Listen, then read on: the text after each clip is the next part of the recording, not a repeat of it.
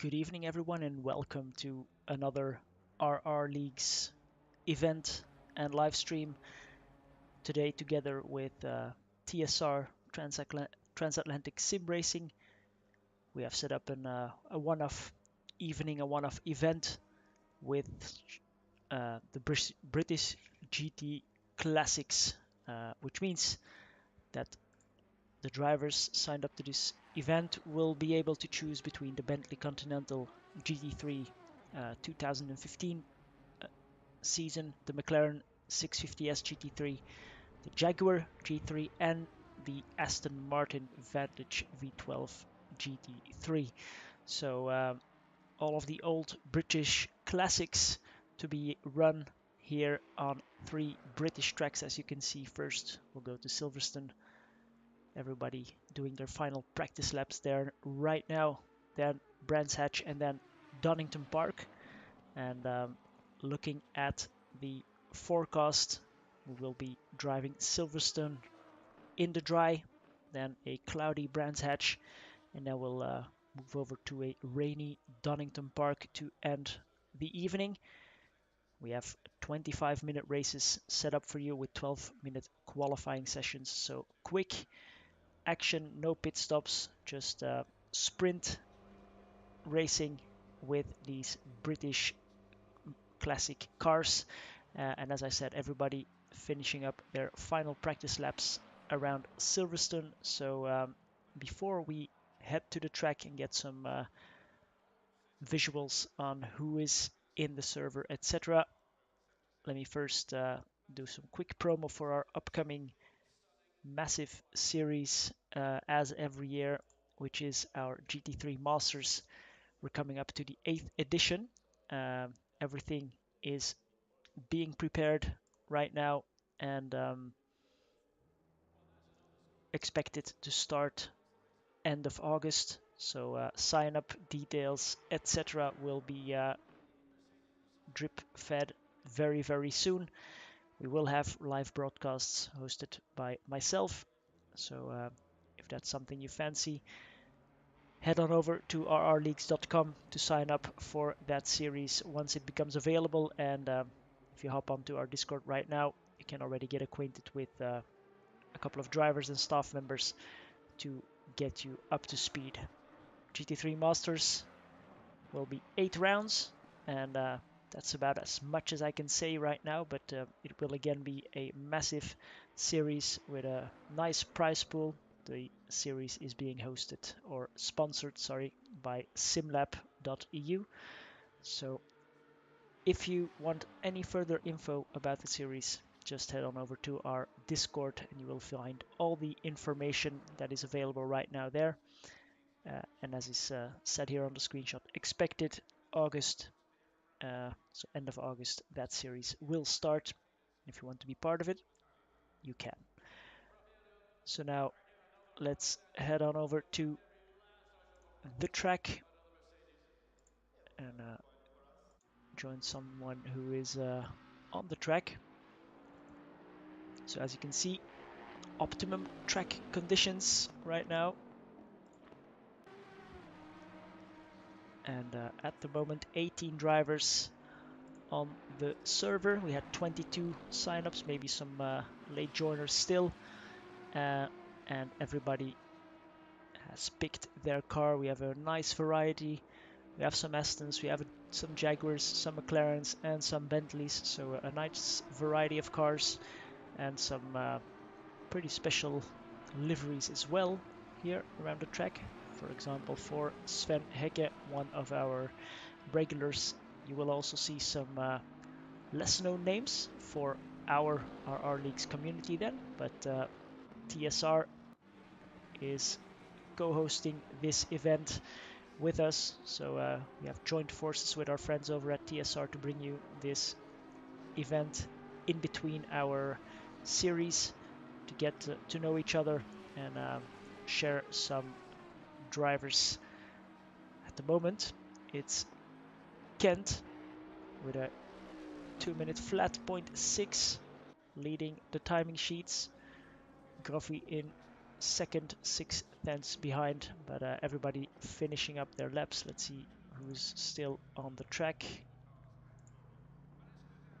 Everybody finishing up their lap number 72 as well as we head into our 12-minute qualifying session.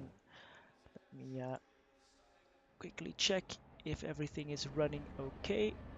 Seems to be the case. And so everybody now heading out on their warm-up laps.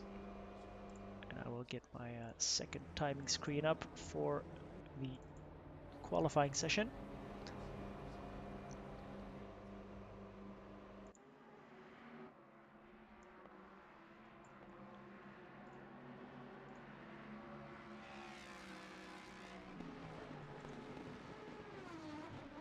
Alright, so as always, almost as is customary, Bram de Pretre out first, and he is driving the Jaguar G3, coming up on the final sector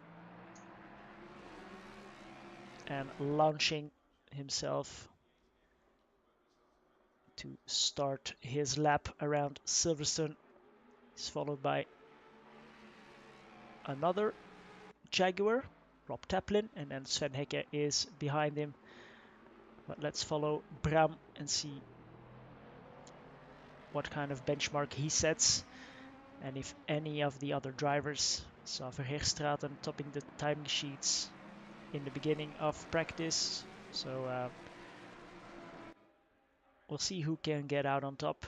And the beautiful Bentley in the background as well, and some very, as I said, very special liveries here today for this event. Onto the short back straight now for Bram de Pretre, and let's go on board.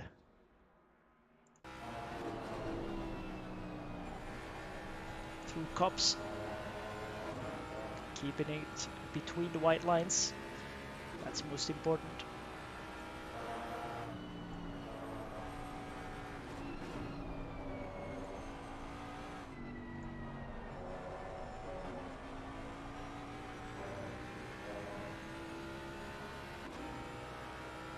A decent start there for Bram de Pretre. Everybody else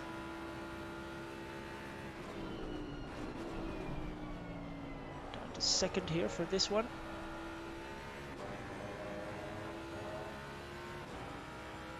And now hard braking down into first for the chicane. That was not perfect, but onto the power as early as you can and straighten it out to finish up your lap. And let's see.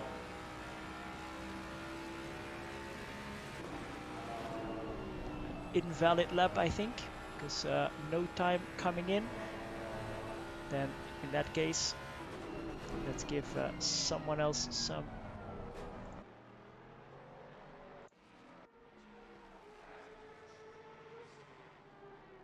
viewing.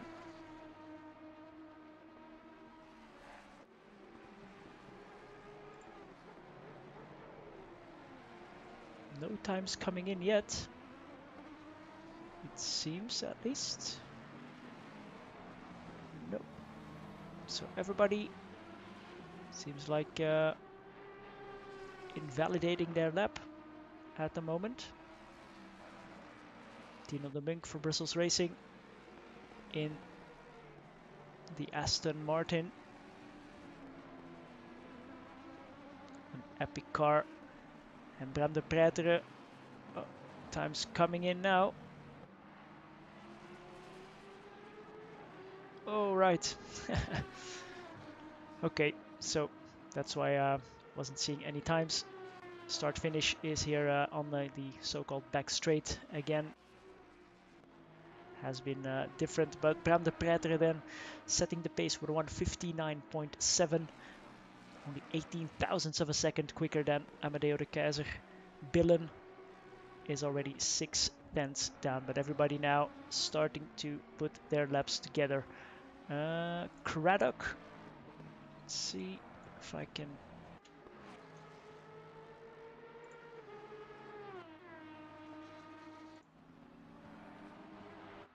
Craddock on the back straight. He was he's 3/10 up at the moment on his own time. Dillon also going quicker. Groffy, meanwhile, up the most. And the Breiter and the Keizer not improving. It's a short qualifying session, and it's a quite a long lap, 2 minutes. So I'm not sure if the guys here will go for two stints or only one. I'm suspecting only one. Although Kent in third position is now in the pits, so he might go back out for a final dash. Ethan Craddock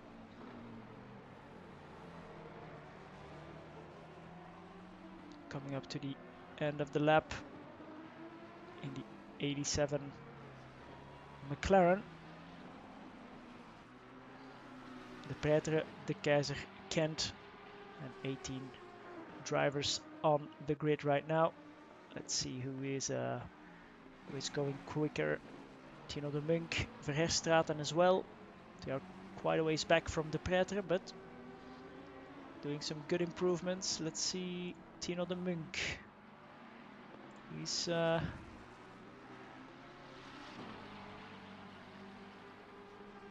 can find him at least. Yeah, here he is. Was going quicker. Here he goes.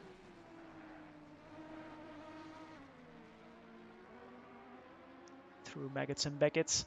De Pretre as well improving. De Keizer as well improving ever so slightly.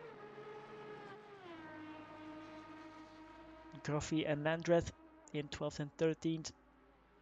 4/10 up on their own time. Oh, let's see. Landreth here. Also in the Aston Martin. Coming up on to the end of his lap. He's going to go half a second quicker.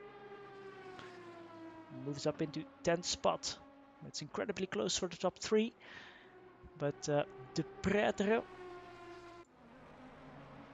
looks like he will improve quite a bit. He's almost 3/10 up. But so is Amadeo de Keizer. De Pretre now coming down to the final section of his lap. Dillon as well going quicker. Verherstraten, De Munk. So everything closing up. Ian Paskin currently in last, but he's 7/8 up on his own time now, so he will make a massive jump. But here goes Bram de Pretre, and he goes with a 1:59.5. What will the Keizer do? He has crossed the line and also improved slightly, but the gap at least is a bit bigger. The Munk then up into P6. Let's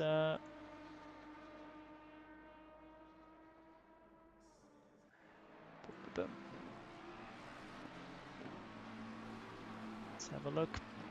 Paskin 1 second up on his own time.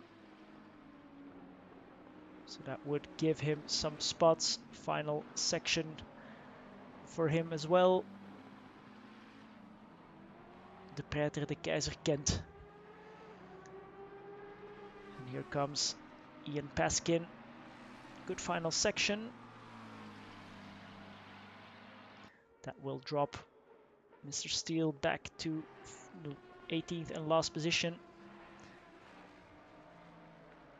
To a 1.7 there for Ian Paskin. And Gibson, Mark Gibson, he is going quick. Currently in 7th, but 4/10 up on his time, so that would put him in P5 if he can keep this together. Still about in the middle of his lap, so plenty of time still to find or to lose for him.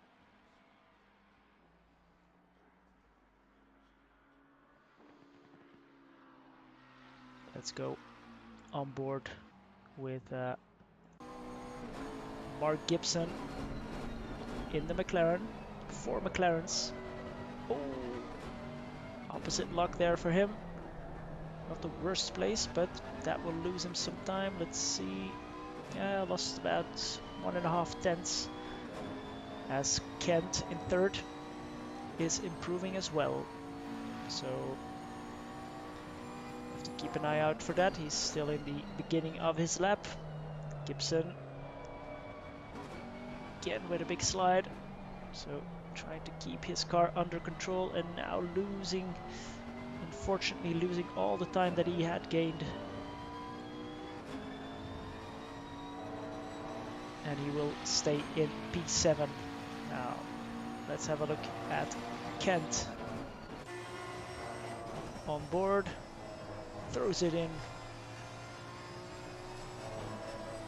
also Billen in fourth is improving. Has a big gap to overcome, 5 tenths to third spot, but never say never. Kent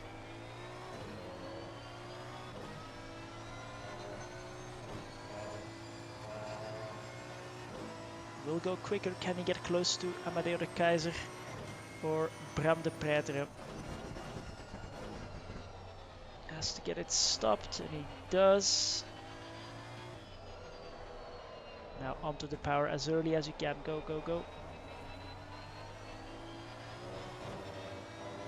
Well, that will be a good lap. He will get close, very close to the Keizer even. Oh, he has surpassed him by about 7 thousandths of a second. No, 12 thousandths of a second. And Bram de Pretre also going quicker as the timer hits 0, so anyone on a lap can still finish it, but that will be about it. So Kent in P2.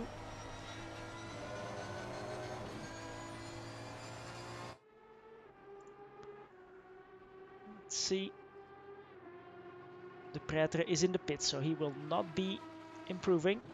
Kent currently equaling his own time, and the Keizer, he seems to have the most chance here. Is 3 tenths up on his own time as Billen crosses the line, takes the checkered flag for this session. Let's see, can the Bentley, can the Aston surpass the Jaguar? Both Kent and the Keizer improving. Here comes the Keizer. His lap is shown in red for me, so might mean it's invalidated, but we'll see. He will go a bit quicker. And he goes in front of Kent. Now what can Kent do? Let's have a quick look if we're quick enough. Second spot for de Keizer, 55 thousandths of a second behind de Pretre and Kent. Oh, Kent is in with a shot for pole here if he can get the throttle down. Let's see, losing a bit of time there. At the end he will not take pole, but will get very close and pass de Keizer for second spot once again. So a big battle there at the front. Top 3 separated by 55 thousandths of a second. Then a whole bunch of time, 7 tenths back to Wim Billen. And a very closely packed midfield, I would say. So very nice. And everybody now into the garage and onto the grid for this race. Very nice qualifying session. Let's have a quick look here.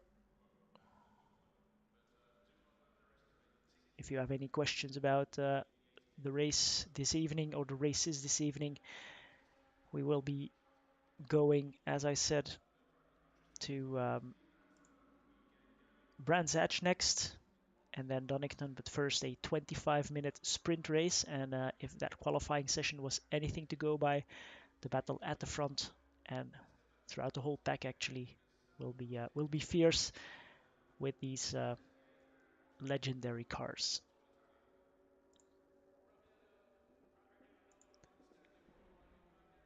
So everybody on the grid now.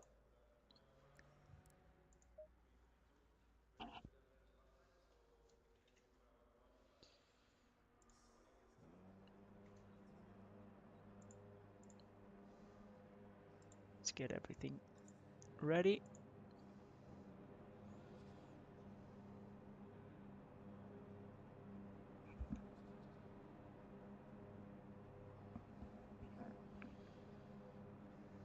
We'll have a short formation lap.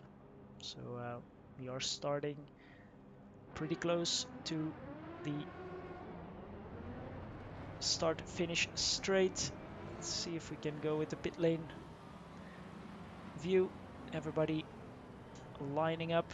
We have De Pretre on the right-hand side, Kent on the left-hand side. Everybody forming.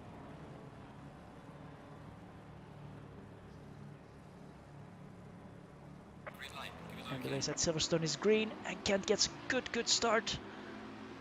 Can he go around the outside of De Pretre through Copse?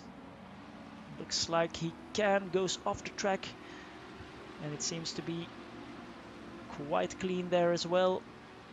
So Kent, oh, someone goes off. That's I think Tino de Munk.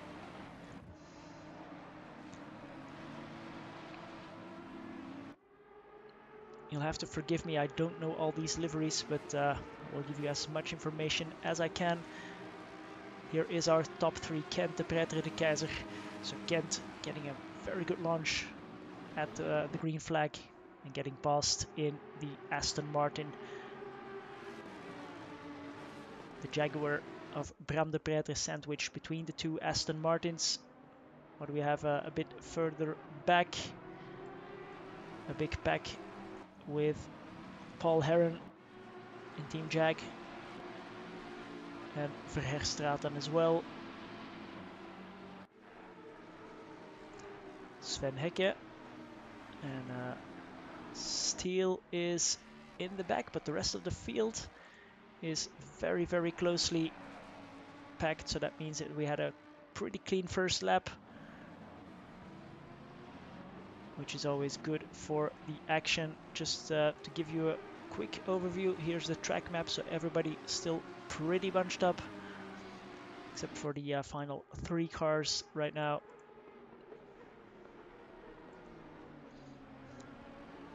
So 25 minutes on the clock. It's not a lot, but it's enough to show your pace and show that you are quicker than your opponent. Stian Verherstraten in the yellow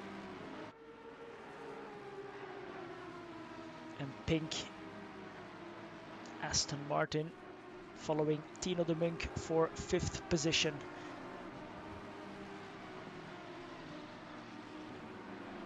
Osipov going going side by side there with Paskin, staying in front. Don't think that was a pass, but very close there. Let's have a look at it from the cockpit. Here's Craddock. That's Paskin in front and Osipov leading the way. Keep an eye on the gap in front. But these three, big understeer there for Ethan Craddock.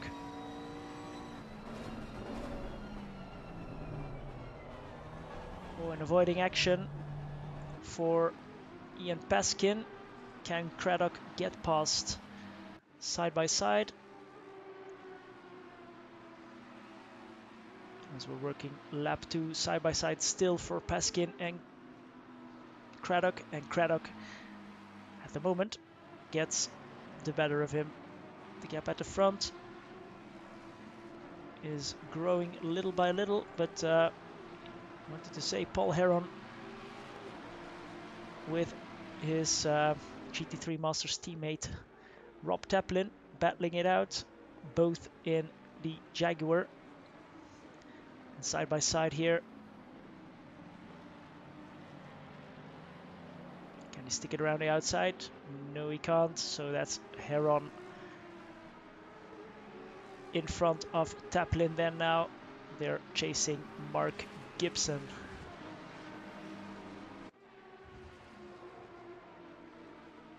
Let's see. Landreth.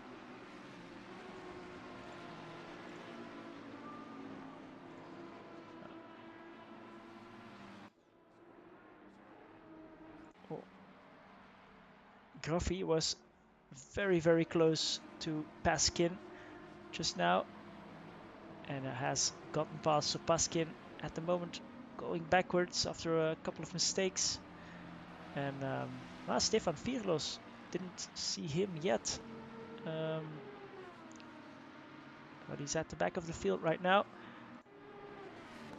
And we did miss a pass by the Keizer on De Pretre. We'll see if we have a moment to get that pass on camera. We'll see.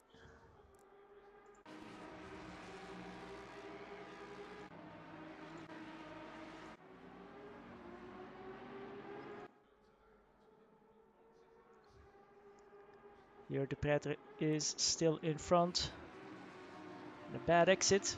Will he make the pass through Maggots and Beckett's, the Keizer? Yes, he does. Wow, goes around the outside and makes it stick. Very nicely done by the Keizer, who now stays in front, and the gap to Kent is already 2 seconds. But back to the live action. Sven Hekke going for the inside line, switching back and trying to get past Cliff Bilke in the McLaren in the Bentley. Battles up and down the field. Verherstraat is still very close to the Munk as well. De Pretre is not letting the Keizer go.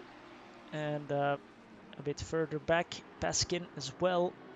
Still battling it out with Gruffy and Craddock just in front of him.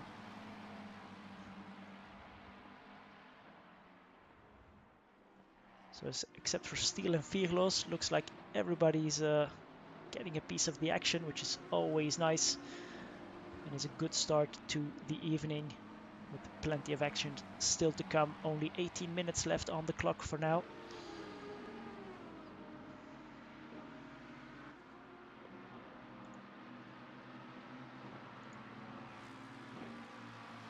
Kent as well with the fastest lap. And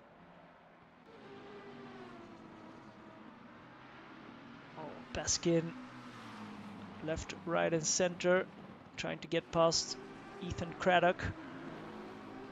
And Heron, let's see, Heron has gotten away from Taplin, but he's now really harassing Mark Gibson for P7. Sven Hekke with Cliff Bilke is getting a bit hot. Oh, small touch there, but nothing to worry about. Osipov is right there behind them to take the pounce if possible.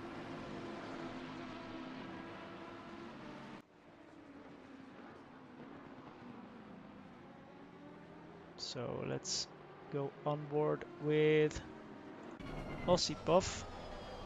Small tap there, and that will make Sven Hekke a little bit slower here through this section. Can Maxim Osipov get onto the power quickly? Not quickly enough, it seems. And Verherstraten and the Munk just quickly going to that battle as well. Very difficult to choose between them, but Verherstraten and the Munk have been in this battle for quite a while now. And the only one having a bit of a quiet time seems to be Kent and Billen as well. Billen has a bit of a gap behind and in front. And the Munk in the Aston going driving very consistently as he has done in our GT3 Masters last time around as well. Always found near the top 10, as we have Sven Hecke in the pits. Did he I think he's in for repairs, probably had a bit of an accident battling there. Heron and Gibson. White knuckle racing here through this section, really on the limit and hard braking, trying to keep as much momentum as possible here through these slow corners and get on the power as early as you can. Heron straightens out that turn just a little bit more. Let's see, just in front Verherstraten. Will he have a look? I don't think he will. He will by this time.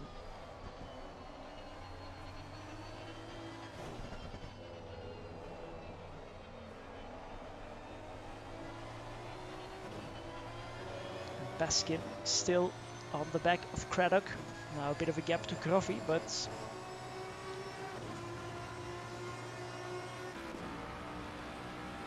this is the battle to watch at the moment. Heron versus Gibson, Jaguar versus McLaren. Let's have a look at the car characteristics through Maggots and Beckett's. Bit of an early break for Mark Gibson. Some dust. And now can Heron get onto the power early after a suboptimal Maggots and Beckett's section? Didn't lose too much time, it seems, but a bit caught out there by Gibson, braking a little bit earlier than Heron wanted.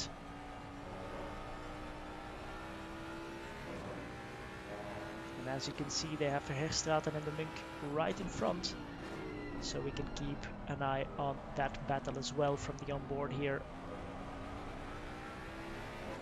Gap's growing ever so slightly now. Kent, the only one in the 159s, as his last lap. So last lap was his best lap, 159.6 for him.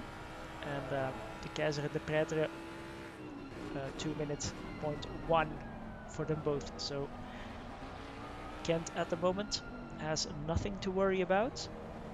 But the Keizer and the Pretre, yeah, they are as close as these two guys here as well. So we have a couple of pairs, the Keizer and the Pretre, the Munk Verherstraten, the Gibson Heron, all very, very close. And Groffy has gotten onto the back of Maxim Osipov.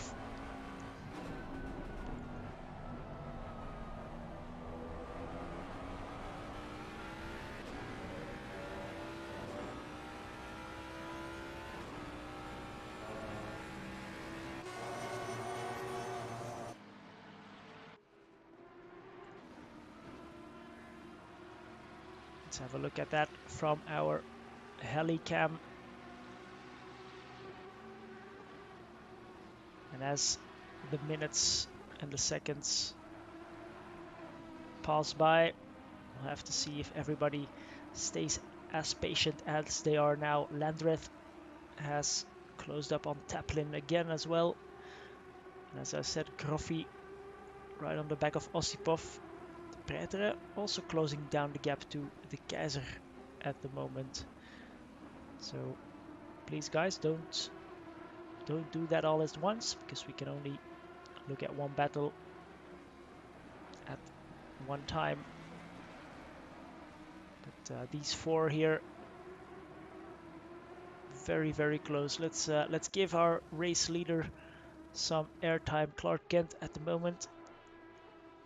Story of his race has had a good start around the outside in Copse corner of Bram de Pretre, and de Pretre has gone backwards, being passed by the Keizer in lap 2 or 3 as well into the Maggots and Beckett's section. There is Kent, and then in the background we can see de Pretre and the Keizer. The Keizer in front. And will they keep it as it is? Verherstraten. Sorry, don't forget Wouter Billen in 4th position, doing a solid job, but a bit in no man's land with his pace, not quick enough to follow the top 3, and a bit too quick for Tino de Munk, who's now really close with Stian Verherstraten.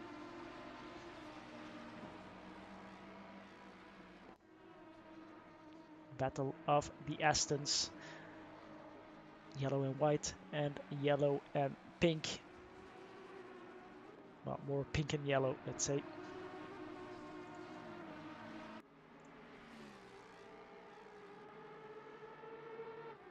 And then behind these two, as you can see,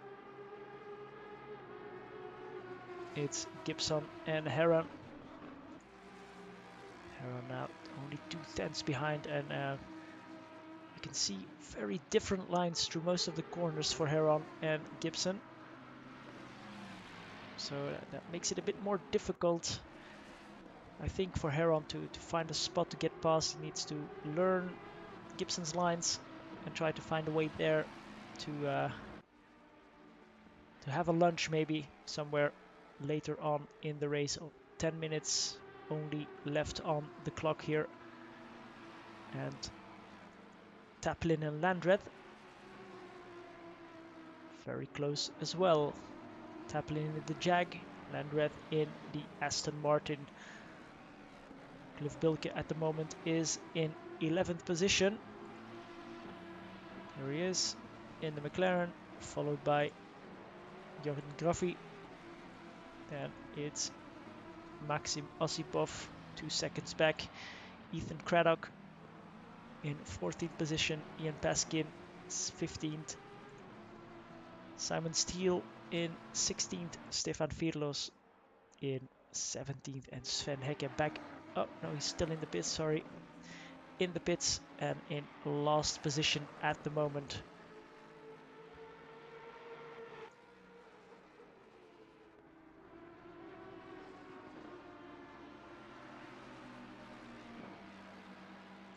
Oh, Verherstraten was almost side by side with de Munk, but de Munk stays in front.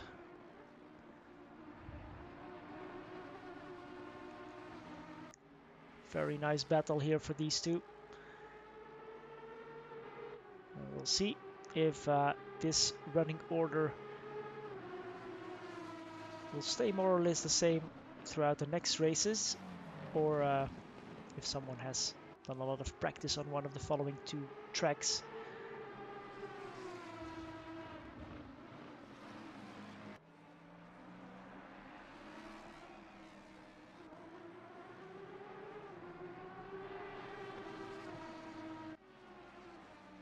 Oh, very wide there for Gibson, for Verherstraten, sorry.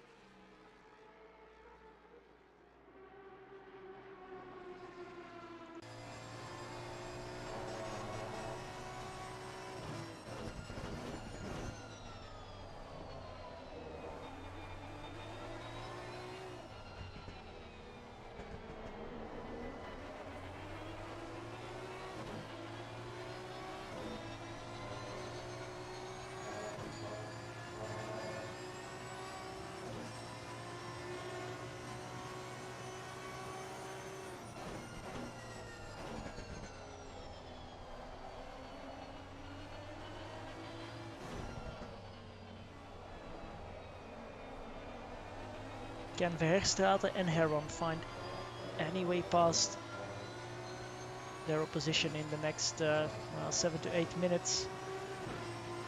We'll have to see. The Pretre, not really a threat anymore to the Keizer at the moment. Kent calmly managing the gap to P2 Amadeo de Keizer.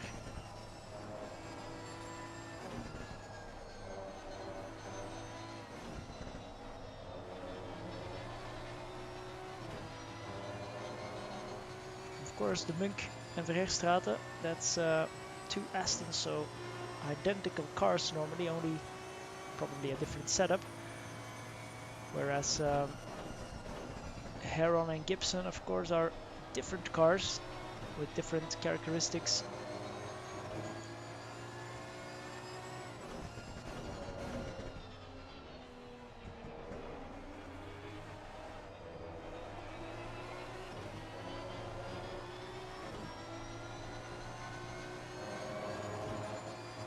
Landreth also still keeping the pressure on Rob Taplin.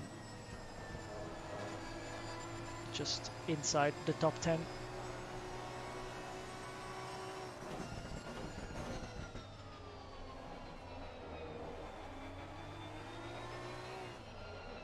Some good lines here for Verheerstraten.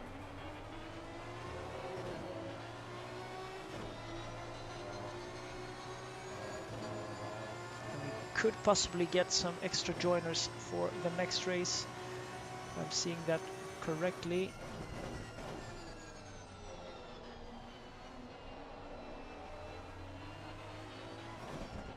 Probably Robert Horvat will join for round 2.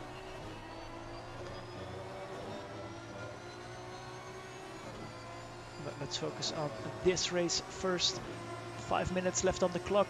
Verheerstraten, Heron, Landreth, De Pretre all hunting down their opposition. Difficult to pass here. Very, very difficult.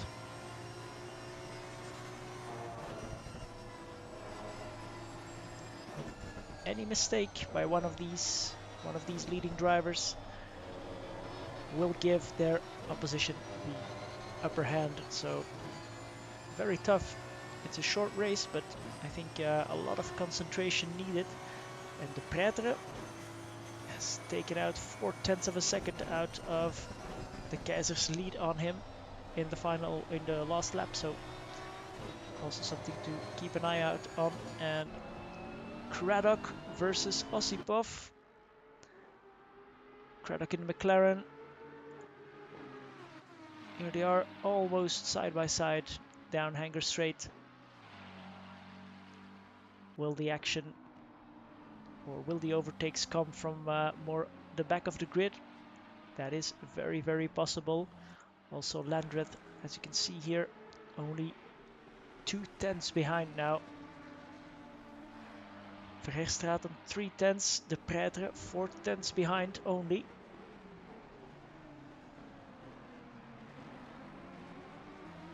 And Sven Hecke reporting forgot to put in enough fuel and has decided to keep it in the pits for now and rejoin for race 2.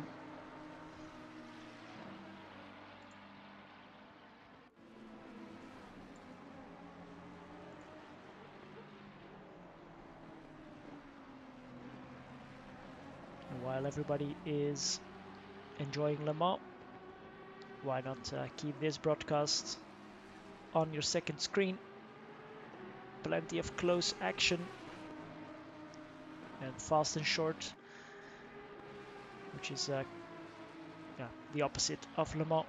Of course, also fast, but not so short.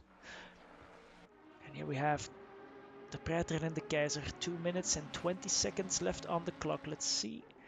Where is Kent? Yeah, going through. So yeah, this is the second to last lap. So after this lap, one more, and that will be it for everybody. So Verheerstraten, Heron, Landreth, Craddock, and De Pretre. If they want to make a pass, they have to get a move on. Let's hope there's no incidents or late move by Verheerstraten, but well, it was fair. Can he stick it around the outside? At the moment, he is in front. Can he stay there? The Munk slots in behind, so that's a very nice pass there by Verheerstraten. A bit forceful into the club chicane, but nothing too ridiculous. And spin for Gibson. No, sorry, for the Munk. So a small touch. Oh, It's all kicking off now. The Munk going backwards. But let's see. So the leader is on the final lap, and here's the Pretre and the Keizer. The Pretre turning it up a notch now. Can he get past? Taking all the liberties that he can. And so it's Verherstraten in 5th, Heron in 6th, Gibson in 7th, Taplin in 8th, Landreth in 9th, and Tino de Munk in 10th. And Tino de Munk has gotten past Cliff Bulke, passed by Cliff Bulken as well, and into the pits. We'll have a look after the race has finished at what happened there for Tino de Munk, but very unfortunate there. Again, these guys with lap traffic, have some traffic in front. Let's go on board with Bram de Pretre. The other battles are a bit less close at the moment. Ethan Craddock behind Osipov. Oh, and the Pretre not so close anymore, but everything can change because they have, I'm not sure who, 20 or 99 Sven Hickert, no, 19th. Stefan Vierloos, I think, was in front, if I'm not mistaken. So last opportunity for Bram de Pretre, and the Keizer goes defensive, makes its intentions clear. And I don't think anything will be possible there.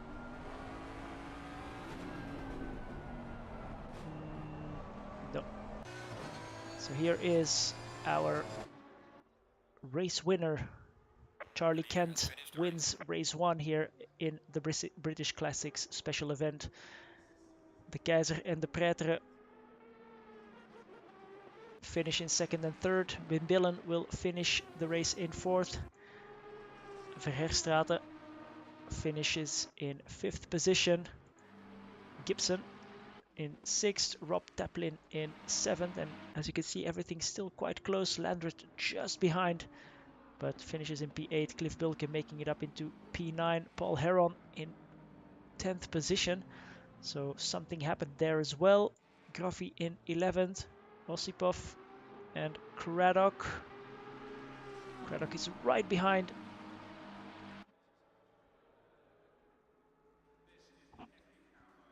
So that was very close between Osipov and Craddock for 12th and 13th. Ian Paskin finishes right behind as well in 14th position. Simon Steele finishing off his race in 15th. Stefan Vierloos in 16th. Tino de Munk in the pits. Sven Hecke in the pits. And Radek Pavlacek has joined us already on the server for the next race. So let's have a quick look if we can go back maybe to the final lap and see if we can spot what happened to... Where is Tino de Munk? Can't find him.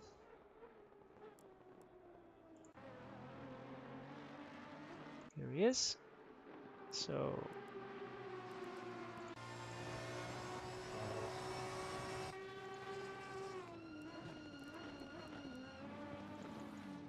a quick tap there for Tino, and then let's go with Chase Cam. Gets past as well there. That's I think that was Taplin in the Jag.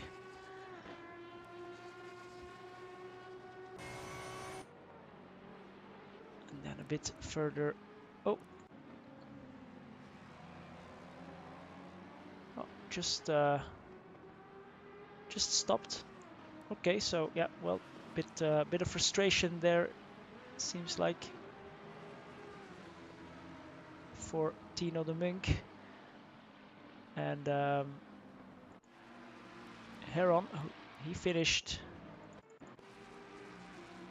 in P10 only, so it must have been an incident.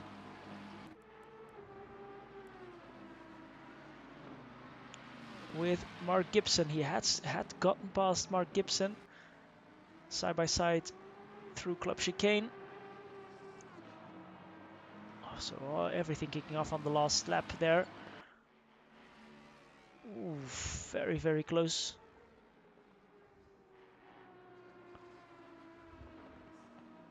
Then side by side. Oh, and a spin there on his own. Let's have a look at that again. Oh, yeah. Just started in a bit too quick and then couldn't catch the snap. So very unfortunate for Paul Heron, but I think he will be happy with that race. Did get some good racing in with Mark Gibson. So yeah, very nice. As we will be changing servers, you will get a race promo for now, and we move to Brands Hatch, everybody. So a bit more cloudy, a bit later in the day. We took our trucks and traveled to Brands Hatch. So give the drivers a couple of minutes, and we will be joining them again in Brands Hatch in just a few minutes.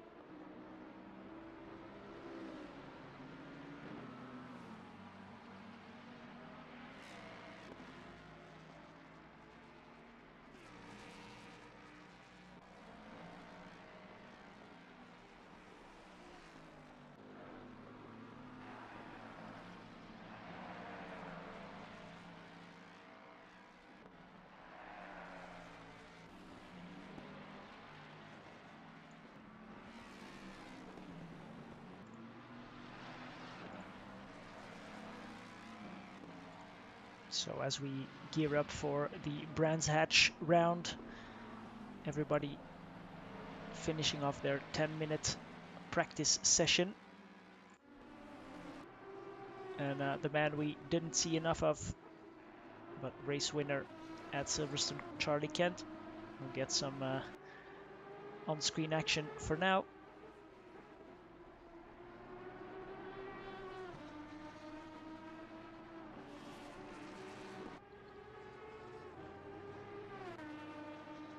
He says that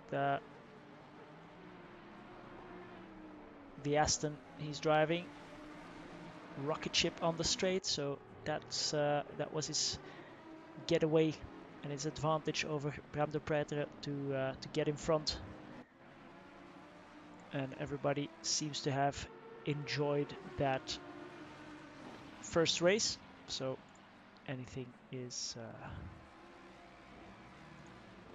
of course possible in this second one. Brands Hatch, a completely different track, a lot more narrow, a lot smaller, so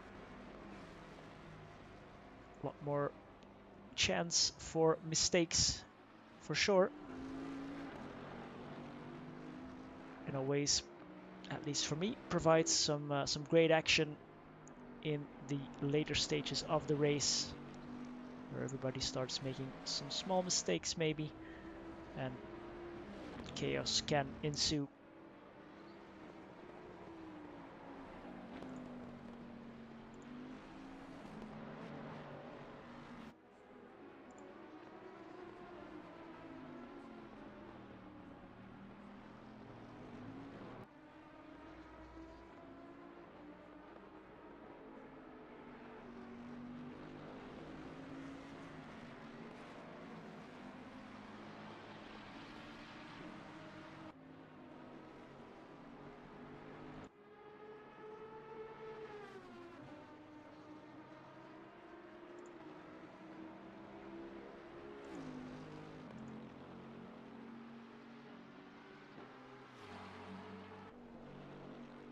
De Pretre at the moment setting the pace.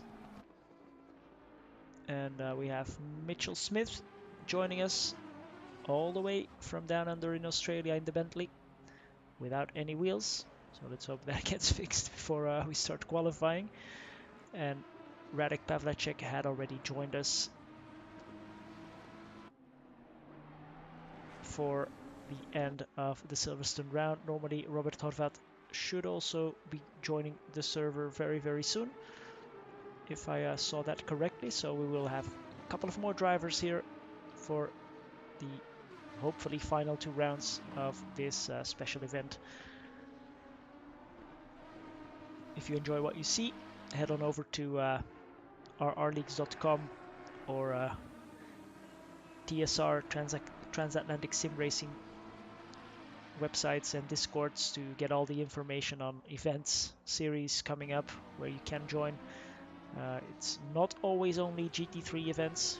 We at RRLeagues we did some GT2, GT4 multi-class series, which has finished a couple of weeks ago. So not only GT3, but as you could see, GT3 Masters Edition 8 will be coming to us late August, and that will feature, of course, GT3 machinery in Assetto Corsa Competizione.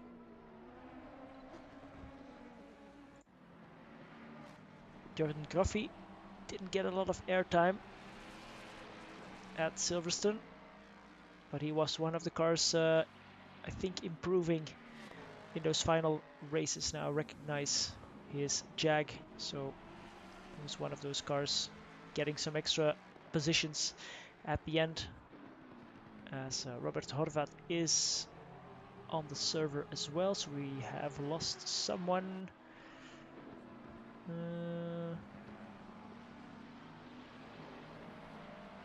Can't directly discern who it is that we have lost at the moment, but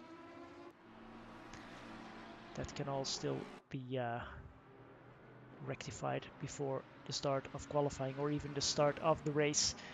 Wouter Billen, sorry, also a lonely race, but finishing in 4th, not too bad with this this kind of field.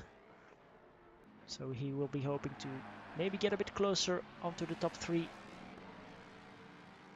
in this Brands Hatch round. Where is everybody on the track? Always nice to know.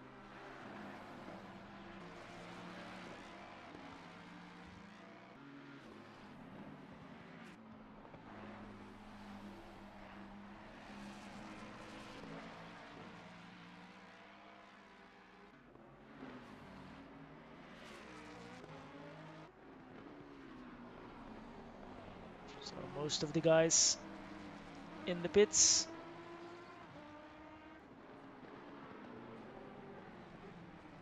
As we finish off this practice session and head into our 12-minute qualifying session. Very important, of course.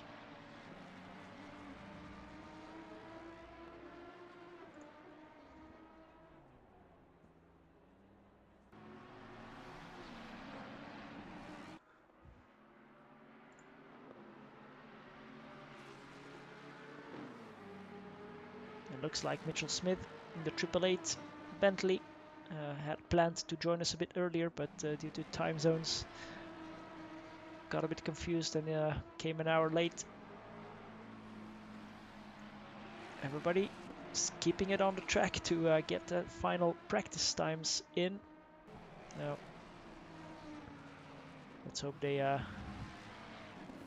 we can get going very soon. Everybody into the qualifying session, and like clockwork, I think. Let's see. It is again Bram de Pretre with nobody in front of him. Now, who can we follow for this outlap? Well, let's go with Wouter Pillen and see what kind of lap time he can set around Brands Hatch. We'll go on board in the helmet. That's Mark Gibson in front.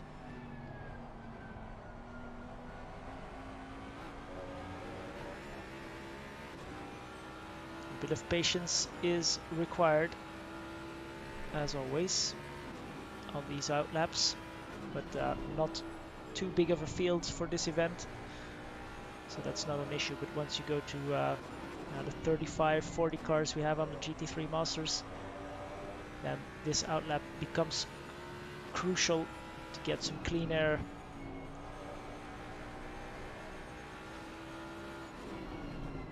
And let's see if no one in front makes any mistakes. He has Sven Hekke in front of him. And so, a bit of a shorter lap. And onto the power for Wouter Billen for a qualifying lap around Brands Hatch.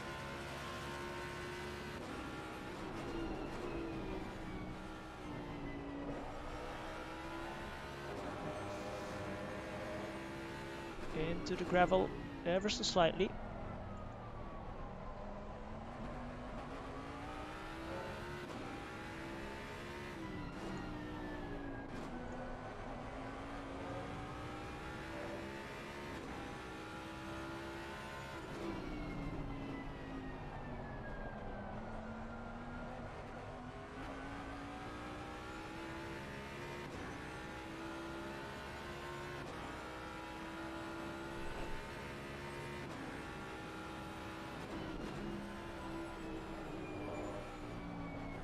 A bit wide there.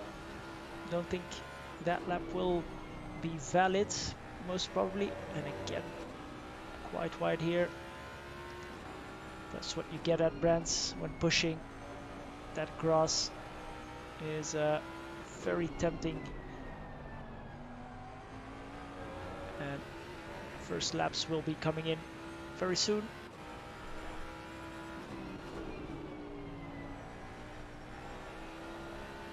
.124.4 for Bram de Pretre. Wouter Billen across the line. And it's 8 tenths behind for him, but no biggie. He is in second and improving, as is Bram de Preter. Let's see the other times come in. Kent puts it in second now, 6 tenths behind.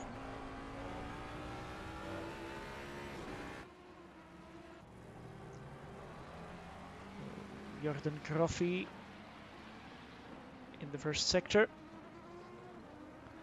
So it's De Preter, Kent, Billen, Gibson, Horvat, De Keizer.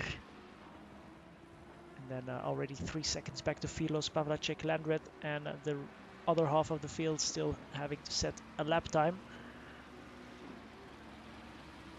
8 more minutes on the clock. And De Preter is improving. Billen, let's see where he is, because he's 4 tenths up on his own time. And this is a nice view. He has gotten past and he's 5 tenths up, so we'll get a lot closer to De Preter if he gets this final corner right. Looks like he doesn't go very wide, but he will jump up into second spot, 5 tenths behind Bram De Preter. Charlie Kent as well improving. And the other half of the field is still trying to set a lap time. De Keizer only in 7th right now. He is improving, but not a lot. Horvat immediately on the pace in P5 and improving, P4 for him now. So good laps. Kent has gotten closer to Billen, but has not gotten past.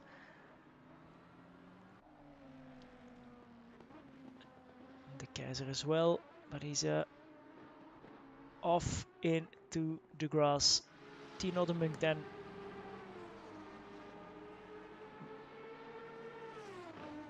Sorry, let's follow Robert Horvat.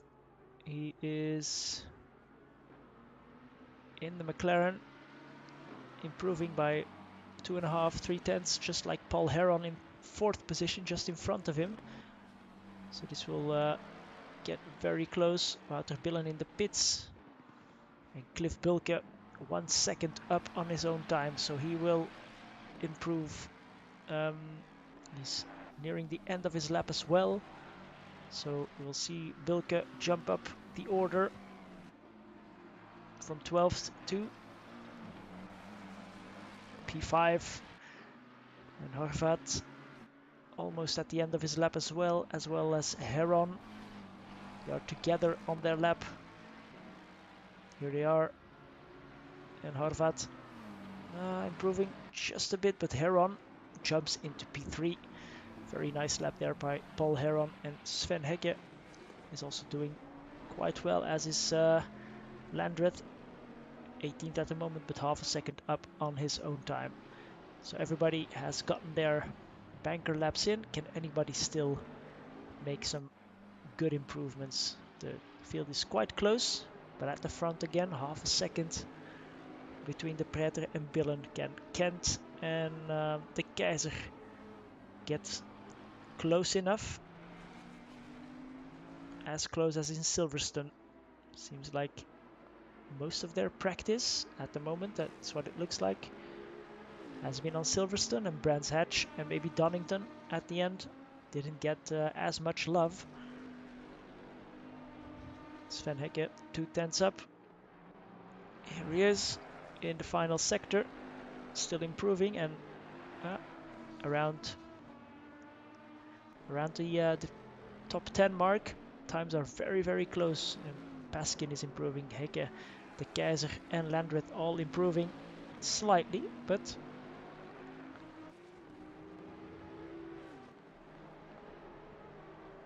here's Hegge nearing the end of his lap.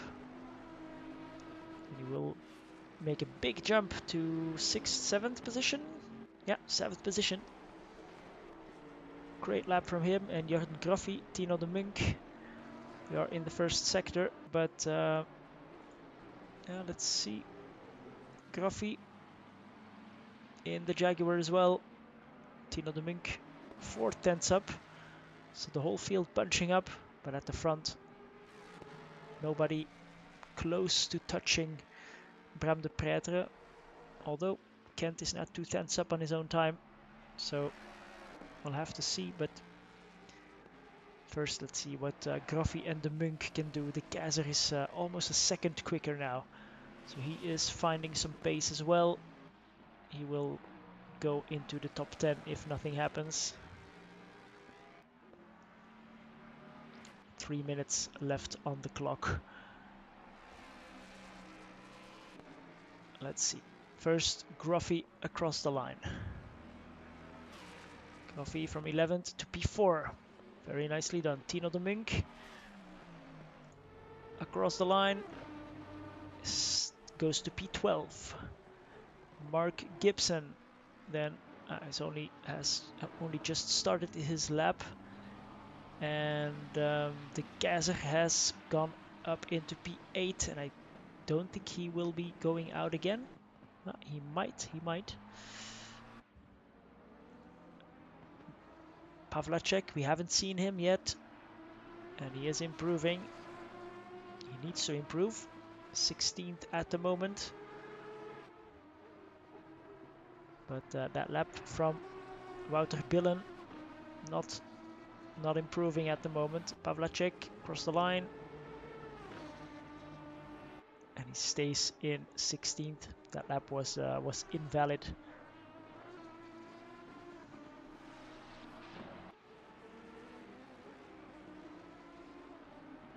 Four Jaguars in the top four. That's a statement. The Jaguar is working well around Brands Hatch here.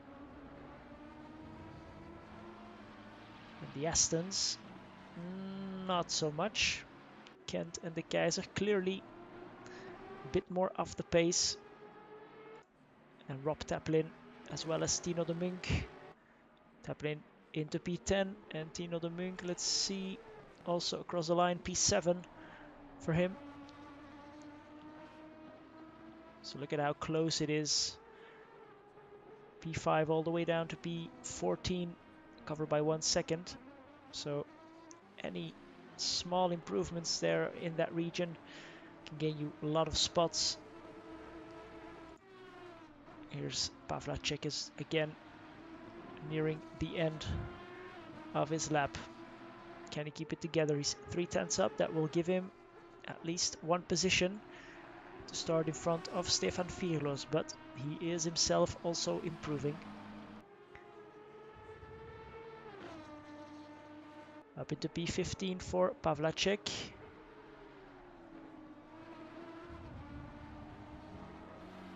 Vierlos. Landreth.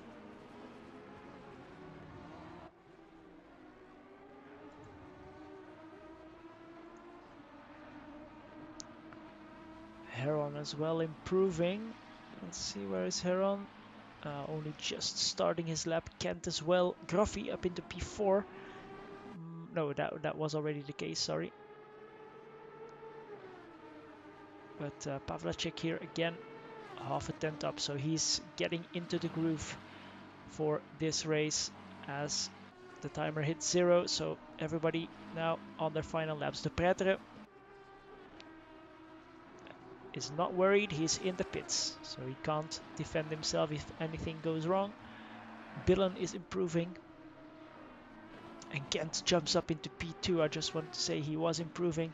Paul Heron now also almost nearing the end of his lap. He's 4/10 up. Oh, lost a bit of time there in that corner. Yeah, he's lost all his time. 4/10 lost there for him. And Horvat will jump up the field from P12 too. Let's see. Horvat up into P3 and Paul Heron improving but staying in P5. I don't see any improvements left on the table now. So it's De Pretre, and at the end, Kent again put his Aston Martin right beside the Prêtre.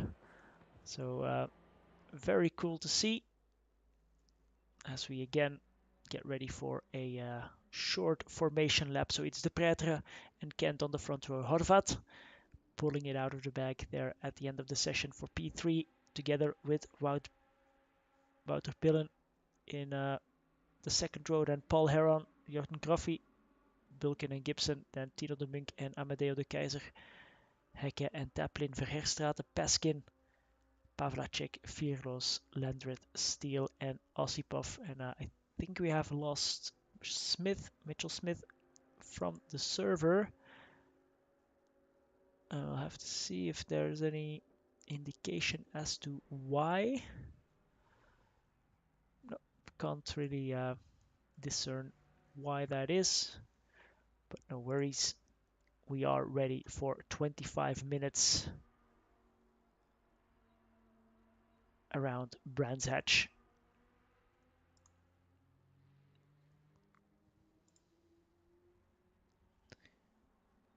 Everybody getting their setup ready, and I wanted to check the weather and the info. So Brands Hatch starting at 5 p.m. You see already a bit darker. Donington next race will be starting at 7 p.m. and raining. So raining in the dark at Donington to end of the evening.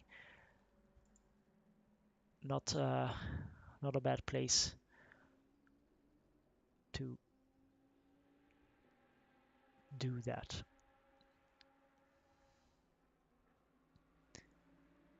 The Prêtre is still fiddling with his setup. Heron as well.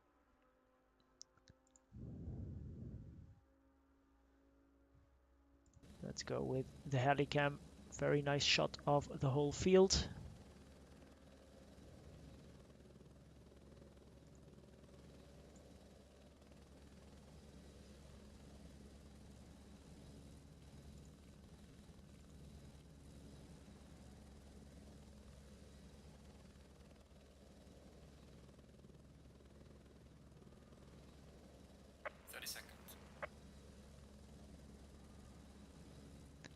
Can Charlie Kent get another of those great launches?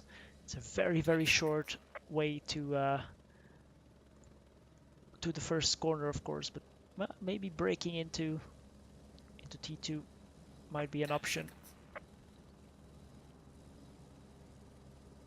We'll have to see. In any case, good luck to all the competitors.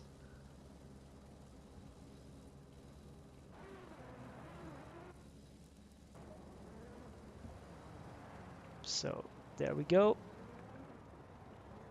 Short formation lap, as I said. Let's keep an eye out. Keep an eye on these first two. Cold tires, of course, with these short formation laps. And already coming up to start finish. So Brands Hatch. Round 2 of this special event is green, and again Charlie Kent, a good exit. Can he keep it around the outside just like he did in Silverstone? No, he doesn't. Has to slot in behind, and it's almost clean behind someone onto the grass. I think it's Graffi. Oh, and a bit. Oh, some incidents with Mark Gibson, Paul Heron involved as well. Let's hope they can quickly rejoin the track. Yeah, and it's also Tino de Munk, I think. We're able to rejoin quite quickly. But unfortunate incidents there. I'm going to go a bit further back. Oh, as we have a spinner there on the back straight. Pavlacek up into P9. Side-by-side action.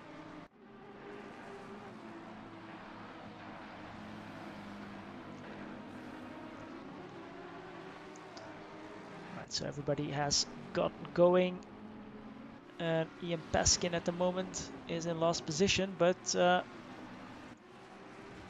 Gruffy.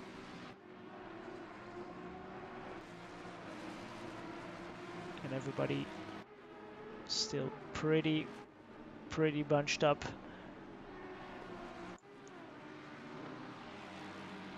Wouter Billen behind Robert Horvat, a new face on the grid for this race. Can Wouter get on the podium for this race? P4 is not a great position to get if you're in with a chance for podium. So let's see if he can do that today. De Pretre, at least at the moment, quicker than Kent. So can he take a win? And the Keizer has made up some positions. He's up into P7. Sven Hekke is in 6th. Cliff Bilke as well up into P5. So improving from that last race. As Vierloos is that was one of the spinners on the back straight, and he's not going very quickly, it seems. No, he isn't. He is. So let's refocus Rob Taplin.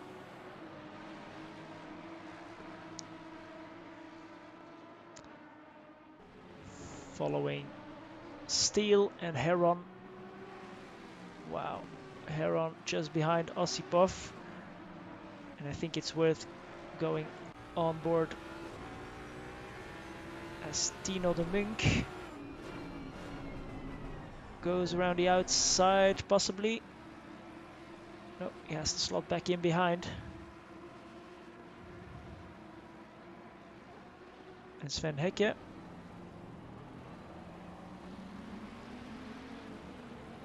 In 6th position, followed by Amadeo de Keizer. Looks like this battle for the top 6, top 7 is quite close indeed.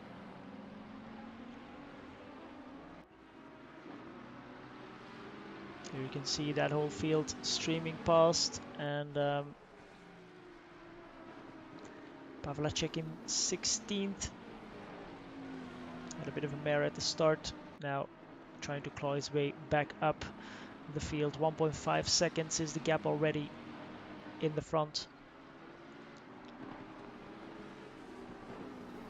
And Hekke putting the pressure on Cliff Bilke. Oh, big spin. Oh, and not a lot he could do there. And collects. Let's see. Bilke gets going again, and in front of him, that must be Verherstraten, I think. Got going as well, just in front. So yeah, mistake with some consequences, but nothing too shitty.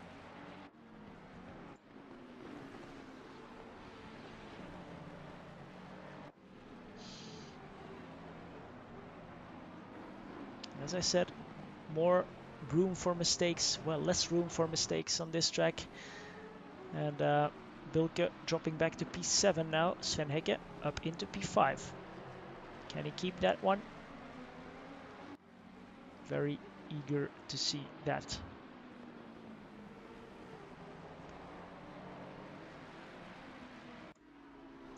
And Wouter Billen not letting...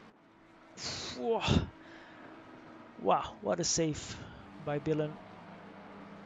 He's really pushing, it seems. So let's get on board with him for just a second. Osipov and Paskin are also battling it out, as you can see here, also sliding quite a bit.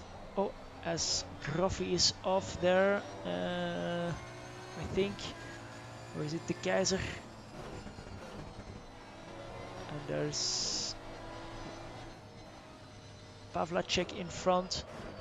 Oh, and Osipov really struggling with the car here, it seems.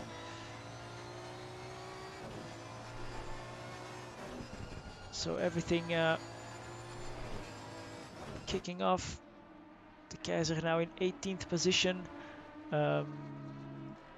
Taplin dropping back as well. So a couple of incidents, it seems. but can't seem to catch any of them. Anyway, Wouter Billen, I wanted to say, gets a good exit onto the back straight and gets past Robert Horvat. Yes, he does. So Wouter Billen up into that coveted third place behind De Pretre and Kent. Now will Horvat let him go, or can he up the pace and stay with the Jaguar?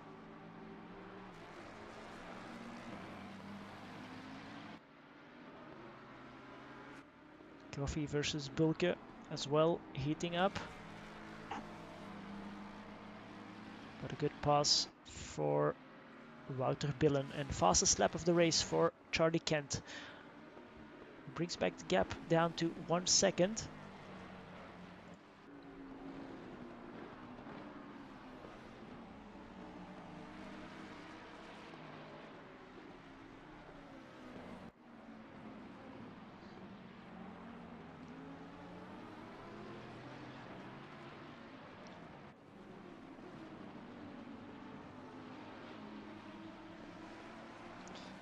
Keep an eye out for the laps, and it's indeed Kent, fastest lap by 7 thousandths of a second, quicker than Bram de Pretre, so not by a lot. There's this big battle brewing as well between Heron, Gibson in front, and Landreth, and I think Heron and Gibson, that was the battle as well at Silverstone, so again getting in each other's way, let's say. On board with Paul Heron in the Jaguar.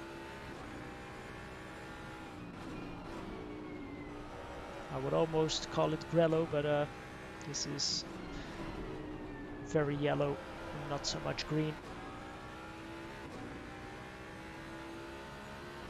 And Verherstraten in P6. He is following Hekke, and so Hekke, Verherstraten, Bulke behind. Very eager to see as these guys are getting closer and closer and closer. This braking zone. Oh, Gibson goes for the inside, and Landreth opens the door. Well, you don't have to say that twice. Gibson goes through. Very wide for Heron. He wants to follow through, but at the moment not possible, as Bram de Pretre takes fastest lap from Charlie Kent.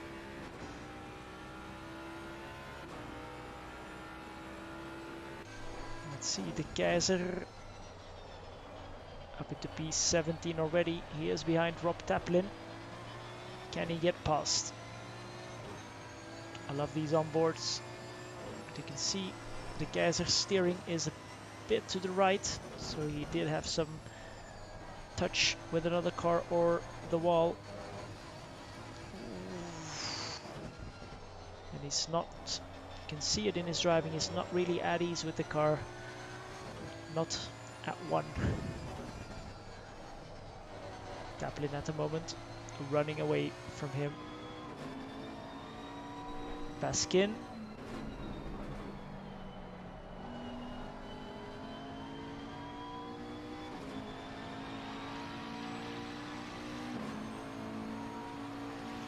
At the moment. Yeah, Heron, as we saw, has gotten past Landreth. Now can he get on the back of Mark Gibson again? 1.6 is the gap to the front.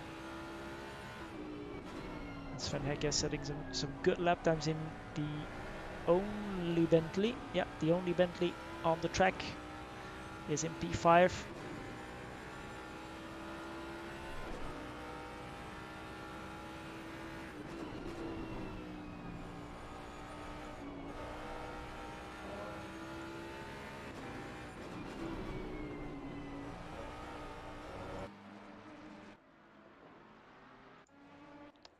Let's have a look. That's what the gap looks like. So still very much up for grabs, 1.8 seconds.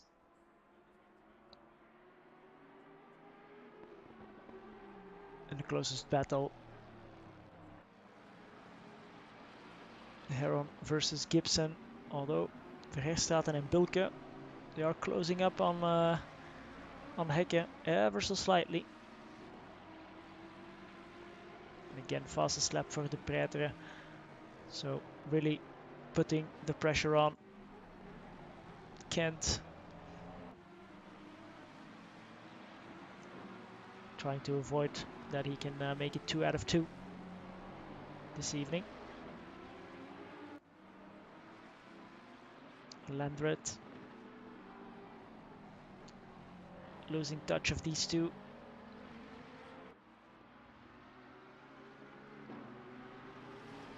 Stefan Vierloos at the back of the pack, but only 1 second behind Maxim Osipov.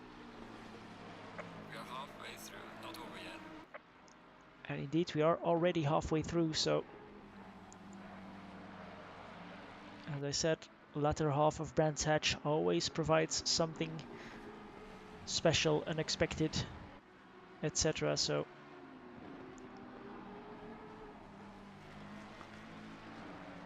will it be the 88 and the 101 providing that action, or will it be someone else? Graffi as well, keeping Cliff Bilke and Verheerstraten, Stian Verheerstraten, honest.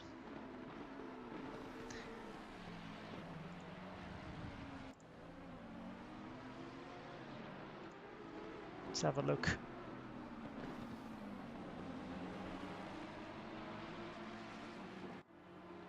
Sven Hekke, yeah, 4 seconds behind Robert Horvat, and Horvat not really able to stay close to Billen at the moment.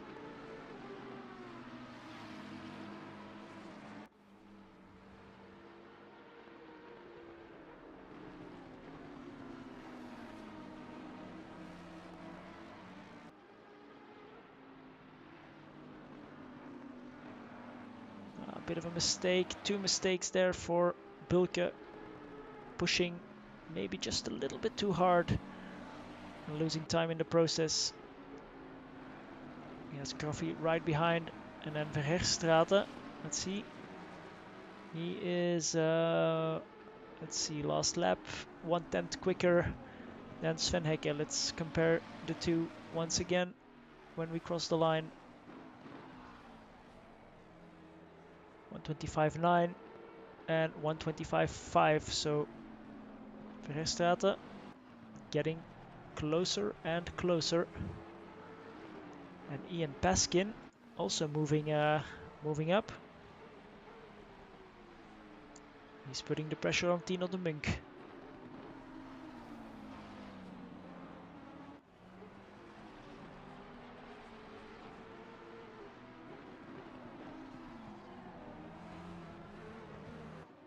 Robert Horvat driving the same livery as Ian Paskin.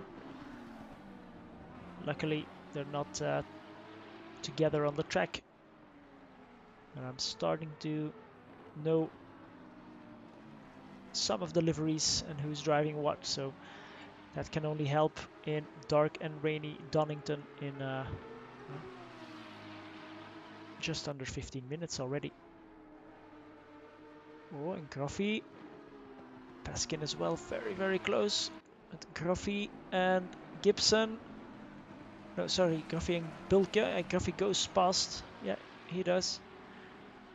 I think a couple of too many mistakes by Bilke in that back half of the track. And Graffi could get past, and Verheerstraten again 26.5 for Hekke, 25.9 for Verheerstraten, so another 6/10. Hekke feeling the heat now. Paskin keeping the pressure on the Munk as well, as is Paul Heron on Mark Gibson.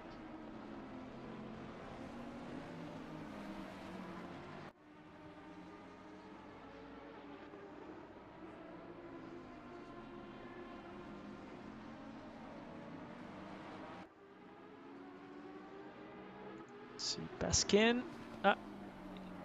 Has gotten past. Let's have a quick look if we can spot that one. So Baskin. So good exit from the final turn. And then outbraking Tino de Munk into turn 1 and keeping it clean. Very, very nicely done by Ian Paskin.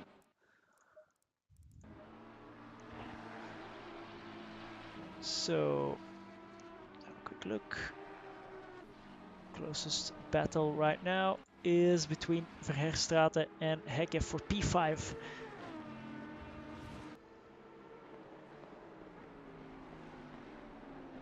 Last lap times were identical, 25.8 for both. So Hecke does have the pace, but had 2 or 3 laps where he was a little bit less on it.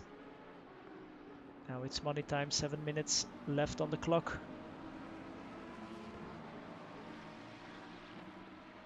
Verherstraete, Groffi, Bulke, all of them getting close. There you can see Groffi, Bulke also behind.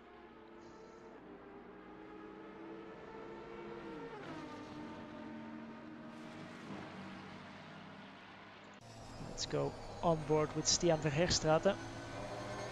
Aston versus Bentley. Now the Bentley, as wide as it is,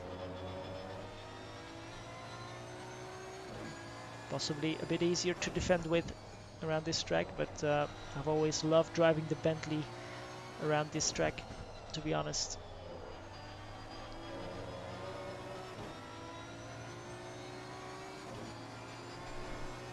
As Heron versus Gibson, Taplin versus Paskin is heating up as well.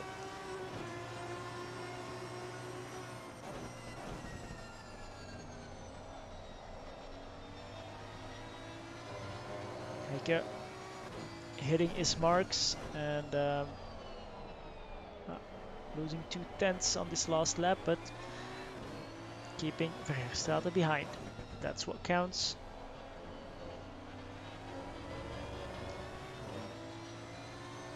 And hoping that Groffi and Bulke don't join the party in the next couple of minutes, because then it will get tough for Verherstraete to focus on Hecke in front.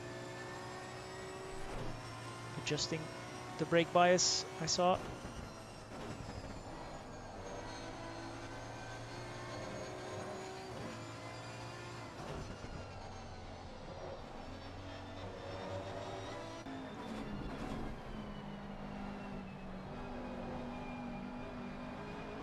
Ian Paskin versus Rob Taplin onto the back stretch.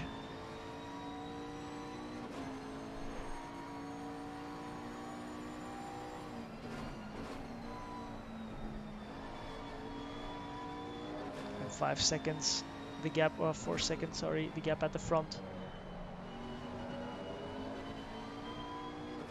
So let's see, again. Oh, there's Hecke going past Horvat. So a bit of a mistake there for Horvat, and he slots in between the tiniest of gaps. And as you can see, Groffi and Bulke are right there as well. So Horvat with a bit of a mistake, because he had quite a big gap, mistake into turn 1 probably. And 5 drivers now on a napkin, as we say.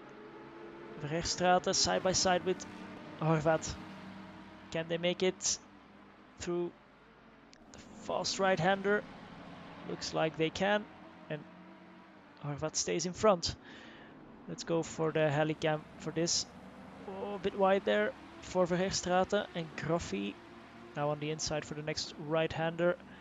Can he get it stopped? Yes, he does, and Bulke watching this like a hawk, trying to find a way past any way he can.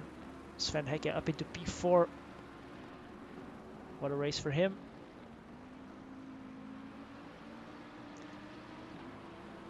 Paul Heron, Mark Gibson as well.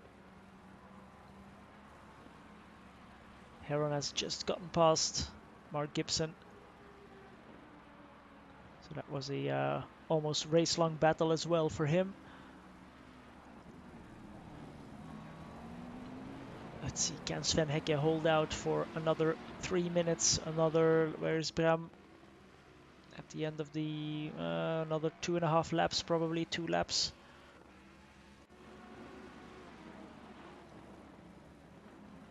Graffi has dropped back a bit and Verherstraete is stuck behind. Here he is. As our chopper man, providing some great overview images of the battles at hand. Ian Paskin still in a great battle with Rob Taplin. Sorry, we're not showing that, but this is very exciting as well. Oh, a bit of a wiggle there for Graffi. And I'm quite certain that these are not the positions that these 5 drivers will finish in.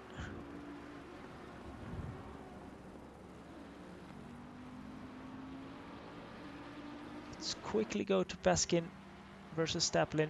Paskin keeping the pressure on.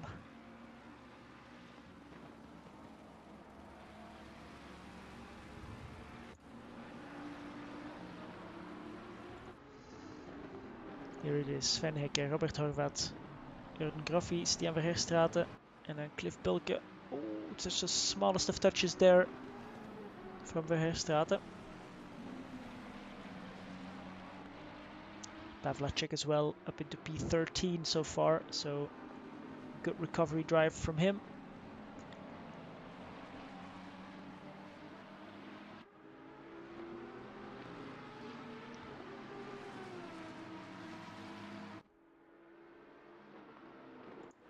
Oh, Paskin has Simon Steele in the pits.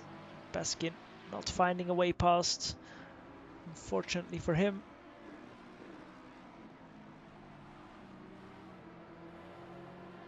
Okay, the leader is on the final lap now. Give it all you can. So 1.5 laps left for these guys, as Bram de Pretre has started his final lap of this race already. Time flies. So these guys are as close as Paskin and Taplin. They're a couple of seconds up the road, and Landreth is just in front of them. And the battle at the front, Hecke, Horvat, Graffi, Verherstraete, Bulke. That has eased up just a tiny bit. These guys into their final lap. So let's see what Brands Hatch throws at us in these final few minutes. Oh, Horvat gets it stopped, undercuts onto the back straight, and through goes Horvat. Very nice move.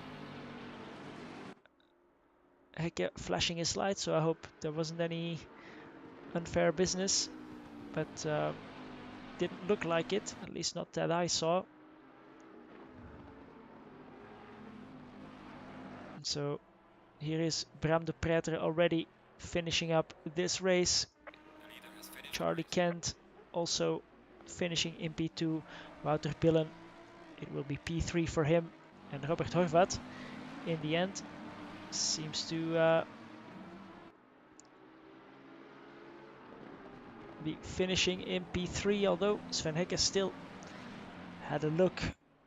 But it's Horvat from Hecke, from Graffi, Verherstraete, Bulke, Heron across the line as well. Gibson just behind. Landreth in P11. Tino de Munk defending from Radek Pavlacek. 2 Astons.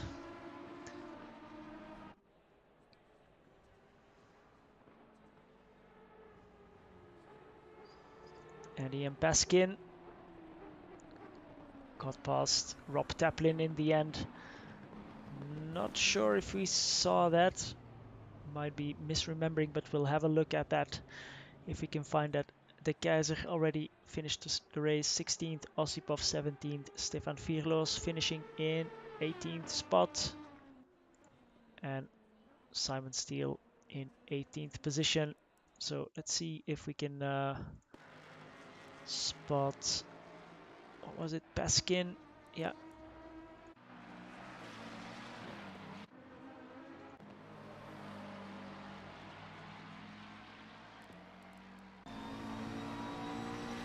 So on board with Paskin, starting the final lap of the race. Good run through turn one. A bit of a wiggle. Will he go for the inside line here? No, he doesn't, but Taplin goes just a bit wide. Just enough to give Paskin some room, but not giving up that easily. Paskin hangs it around the outside. Nicely done. Nicely done. And then he gets it stopped and onto the back straight. So very nice move there by Ian Paskin.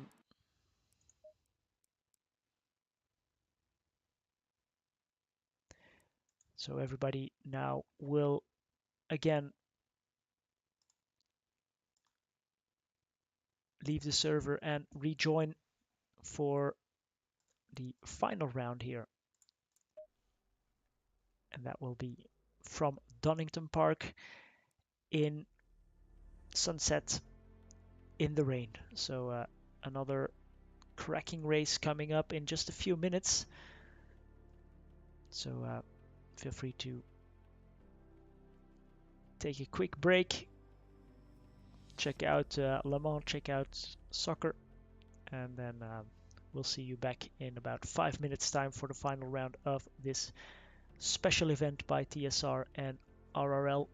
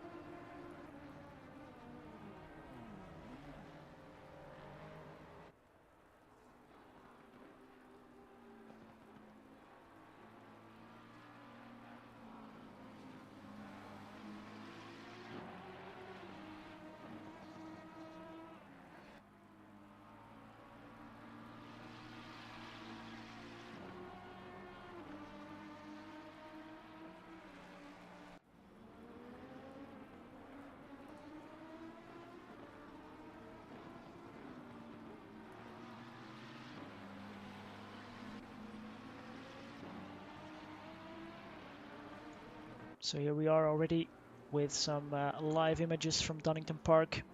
As predicted, rainy Donington Park.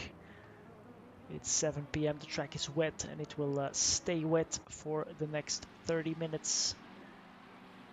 Rain will remain approximately as it is.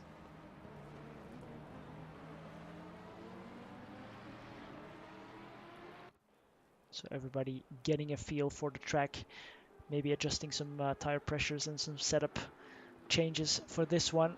But this race will be a whole different kind of animal. Donington Park always delivering some good racing. A lot of grass, a lot of runoff, so even if something happens here through the first turns, which we don't hope, and a big slide for Bilke, and another slide, oh, and another one, oh, yeah, keep that McLaren intact, Cliff. Still got a qualifying in the race session to do.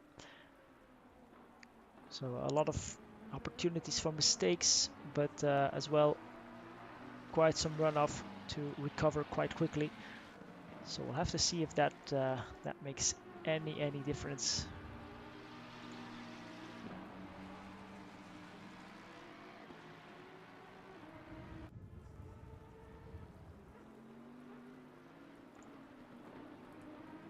So if you're enjoying this special event, it's brought to you by Transatlantic Sim Racing, or TSR, which can be found on SimGrid and RRLeagues.com. Both friendly communities, and from time to time we try to host some one-off special events like this one, and it has been a great evening of racing. Not too many shady incidents, and overall good racing, and everybody having a good time on track. I would say I haven't seen any bad discussions on the Discord server so far, so everything all good. And check out SimGrid for any TSR upcoming events. And for our R leagues, I can say that we have our GT3 Masters Edition 8 coming up, starting at the end of August, and registration details, etc., will be published quite soon, probably. So keep your eyes peeled for that if you want to join in. But first step will be to join our Discord channel, where you will remain up to date on everything GT3 Masters. Almost everybody on the track. Mark Gibson at the moment setting the pace with the McLaren. 134.4. Billen putting the power down just a bit too early out of the final turn. Let's give the drivers a bit of time until we hit qualifying. And, well, I'm going to put my money on Bram de Pietre getting out on track first. We'll see if he surprises us or not. But I'll see you in just a couple of minutes.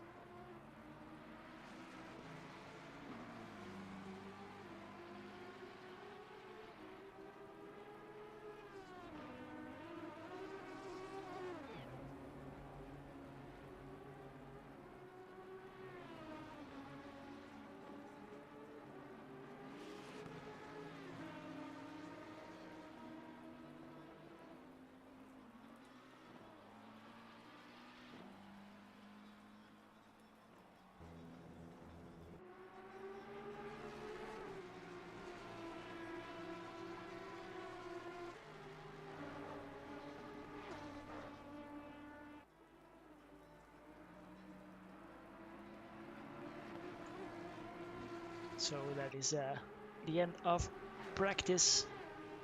Everybody will try to finish their laps, get the maximum amount of data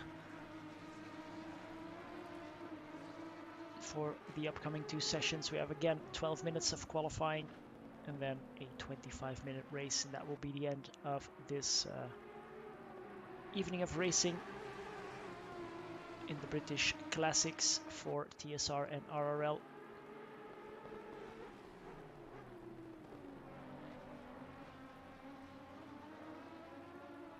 And let's hope we have again a cleanish first lap, so everybody has a shot of having a good race with some people in front and behind. But the weather will for sure play its part, as you can see here. Pavlacek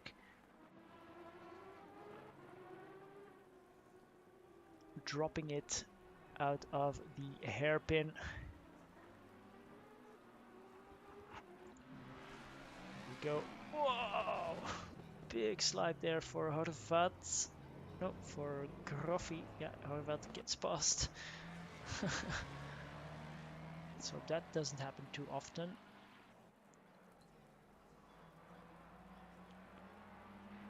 '79 and '77 finishing their laps. I think then we will go to qualifying. Oh, and Groffi really struggling in these conditions, it seems. Let's see.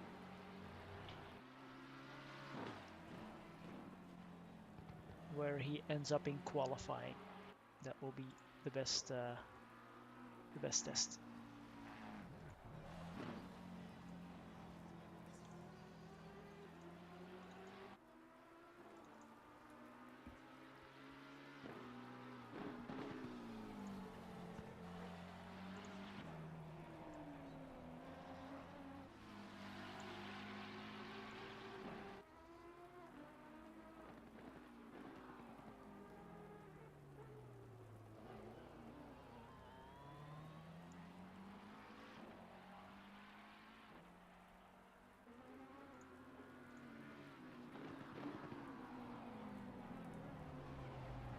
Horvat into the final corner. I'm very curious to see who will top the timing sheets. At the moment it's Amadeo de Keizer, but we'll see if he gets back to the front of the field. Brands Hatch for him was one to forget.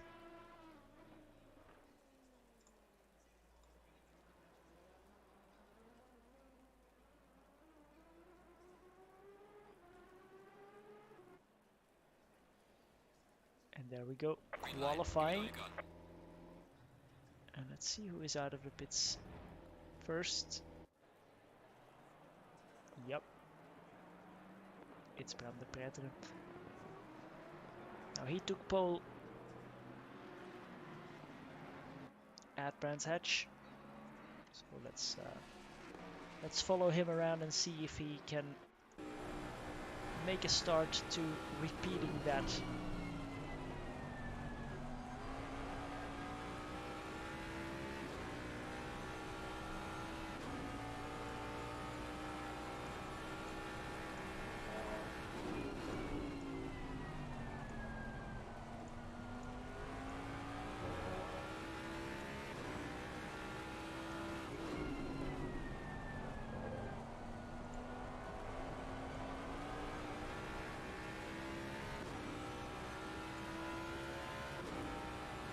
So De Preter coming onto the final sector of the track. That was very, very close.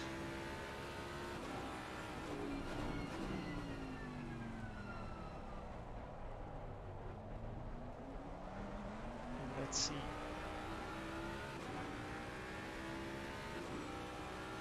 Who is our wet weather warrior tonight? So start of his lap. I will shut up and let you listen to the Jaguar G3 for one lap around Donington Park in the wet.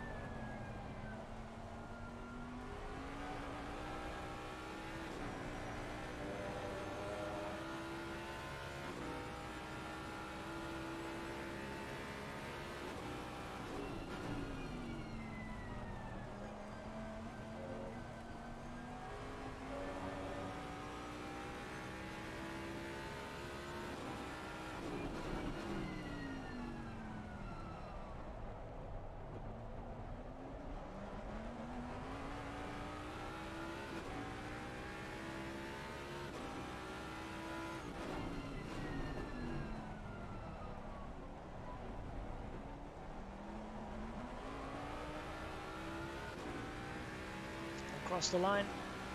1:34.2. Let's see. Amadeo de Keizer, 6 tenths back. Billen in third. Gibson puts it in second, so he was quick in practice. Can he become one of the good surprises? We'll have a look.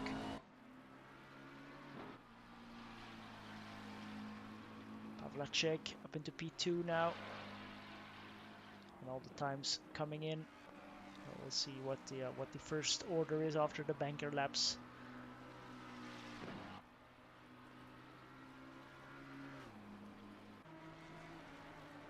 The gaps will inevitably be a bit bigger for this race in the wet.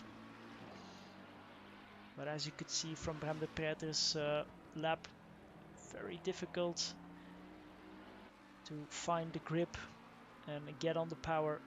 So it will be a big test, even for 25 minutes, only 25 minutes. Will be a big test to see and try and not make any mistakes. Track temp 17 degrees. And Gibson 7 tenths up on his own time. 1 second up on his own time at the moment. So if he can nail this final turn, always a tough one, the braking zone, he will take provisional pole. Pretre, Billen, Pavlacek and Gibson, as I said, taking provisional pole. 1:33.7.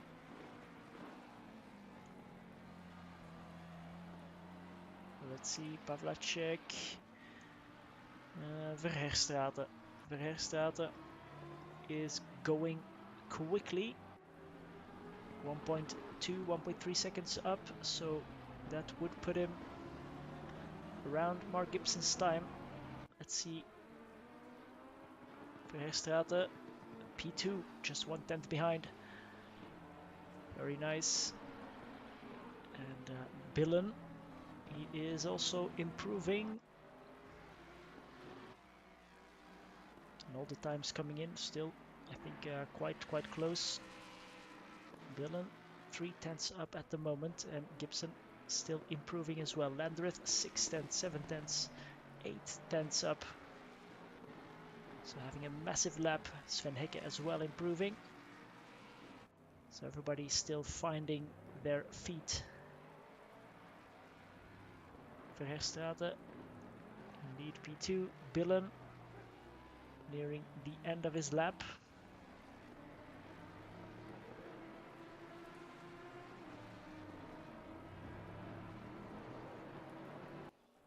Where can he end up across the line? Billen up to P2. The better P4 now, and Pavlacek going quickly and also nearing the end of his lap. Oh, this is going to be a very close qualifying session. Up into P4. De Keizer as well improving massively. 7 tenths, 8 tenths, 9 tenths. A second quicker. He is a second off the pace, but still, this is going to be very tight. 5 minutes left only. Kent in P6.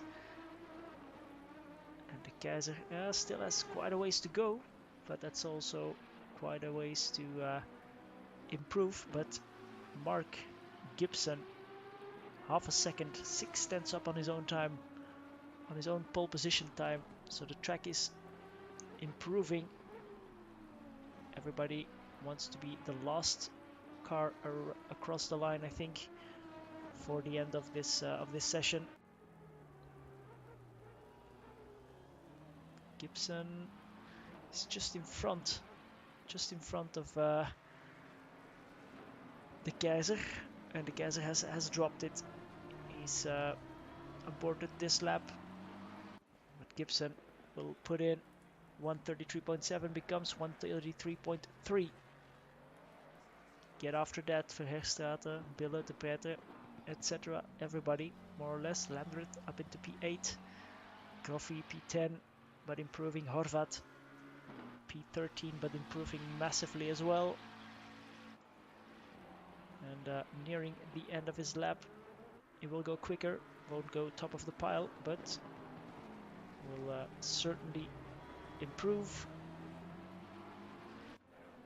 to about P6, I'm guessing. Exactly.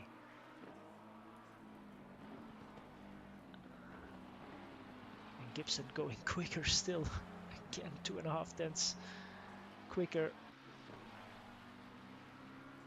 And even Vierloos also going quicker, but at the moment it's De Keizer. De Keizer 1.1 seconds. Oh, but a bit of a, yeah, losing half a second right there with a bit of a wiggle. That's the risk when pushing hard, but we have to go on board with Mark Gibson because he is absolutely flying. Again, half a second quicker than his current pole time.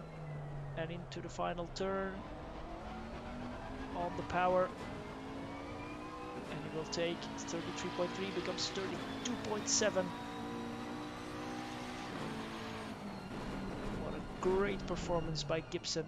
And he aborts this lap, so that means that he will normally not get another one. He's happy with that. Now let's see if anyone can get close. He's put everybody on more than 1 second gap. That's massive.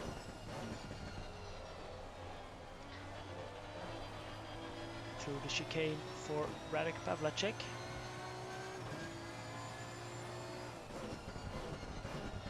Billen and Verherstraten are not improving. De Pretre improving, but only slightly. Pavlacek as well improving, but only slightly. So it looks like the battle is for P2. Pavlacek stays in P5. 1 more minute left on the clock.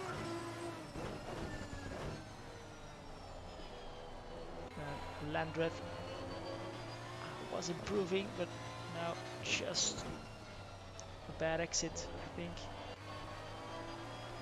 And De Keizer then.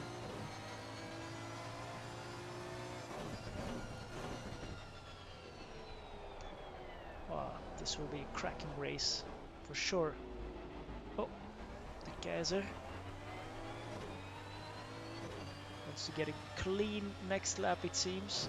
Leaves Paul Heron in front to it. Wide in and then onto the power as early as he can.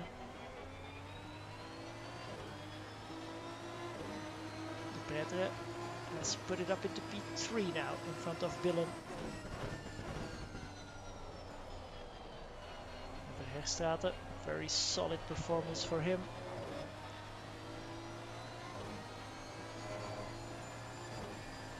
Let's have a look. Charlie Kent has put it on P2 for 2 consecutive times.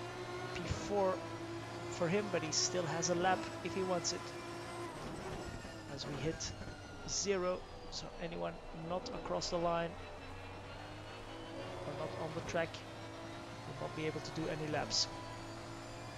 Charlie Kent, can he make it 3 P2s in a row? Can he snatch pole position from Mark Gibson? Doesn't look like it. Doesn't look like anyone is getting anywhere near Mark Gibson's time. You never know. De Keizer is half a second up. That would immediately put him into P2. So don't discard that. Let's quickly look at De Keizer's final sector, and then we look at Charlie Kent. He's only slightly improving, but he doesn't need a lot. He only needs 1/10. First, Amadeo De Keizer might snatch P2 from Verherstraten. Yes.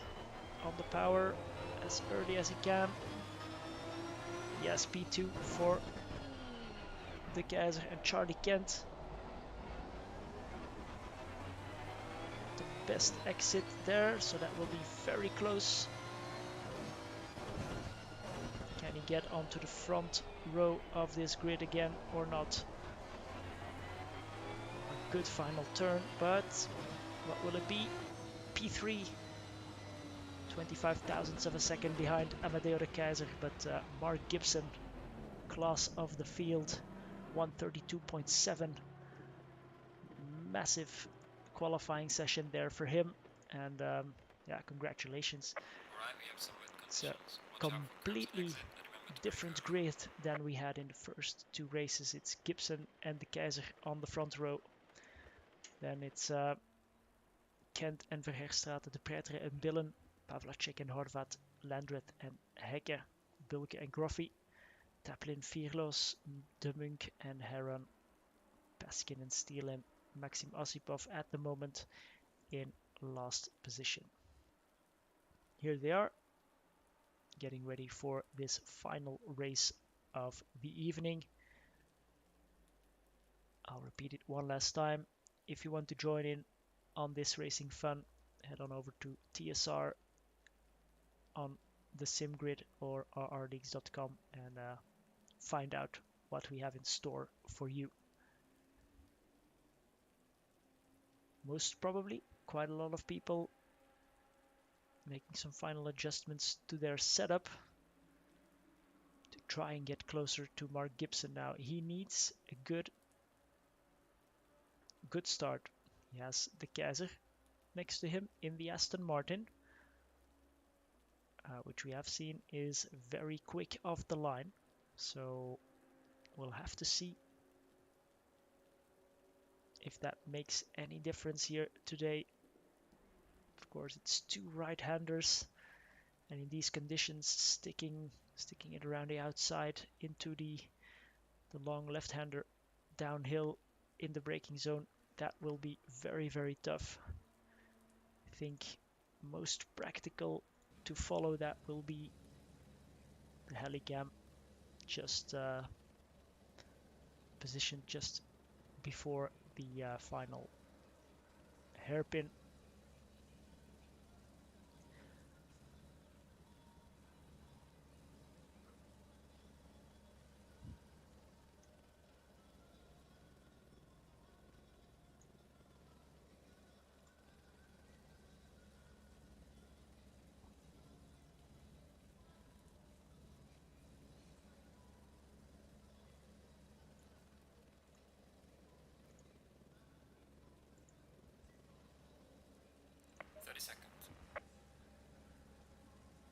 So 30 seconds before the start, everybody getting ready.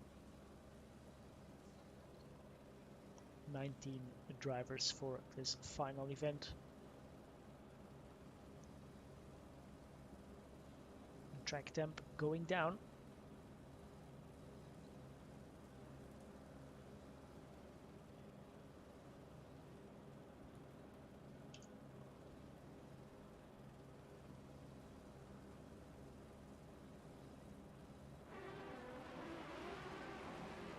So we get going for a short formation lap.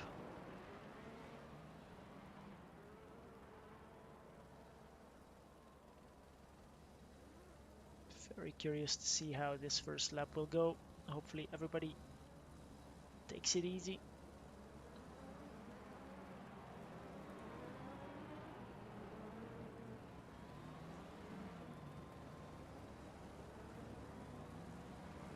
So around the final corner, and we'll stay in helicam for the start.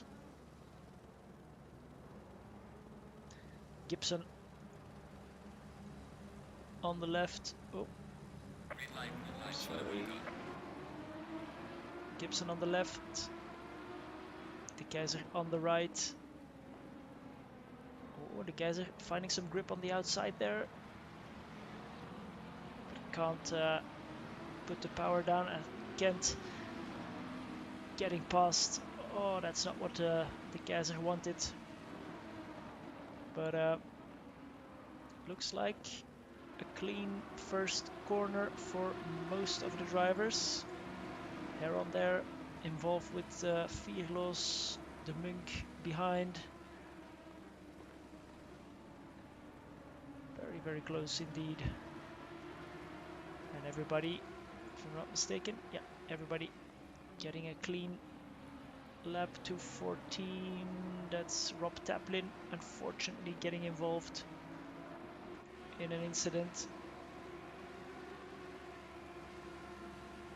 But it's Gibson from Kent, De Keizer, Verheerstraten, De Pretre and Pavlacek. First time through the chicane. Oh. And De Keizer on the grass, but he keeps the pace. Now deep into the hairpin. That will cost him one position. Nope. Verheerstraten doesn't get the power down early enough. That will cost him a position. That's not something Bram de Pretre. Oh, goes wide. Thought he would take it, but we'll have to see who comes out on top. De Pretre has the inside line, but he is behind. A late braking for Verheerstraten, and good defensive maneuvers for him. There's our race leaders, and now let's switch back to our normal TV cams. Landret and Sven Hecke. Sven Hecke in front, Paul Heron in the yellow, Aston just behind, and the Bentley at the moment in P9. A bit further down as well, De Munk, Osipov and Horvat as well. P17, Bilke in 18th, Rob Taplin in 19th, so clearly some incidents there in the first lap. Almost unavoidable in these conditions, but still. Kent staying close, staying very close indeed. Landreth versus Sven Hecke. Landreth now has the inside line for the hairpin. Can he get it stopped in time? As Pavlacek and De Pretre battle it out. Landreth can get it stopped. And can Heron also get in front of Hecke? No, he can't. Not for now. Here we see the whole field, and it's side by side between Pavlacek and De Pretre.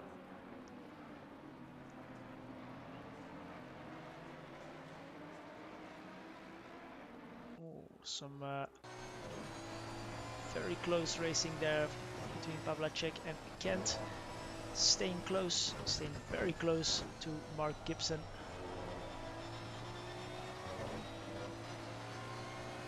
So look how that gap looks like. That's the lead gap for Mark Gibson.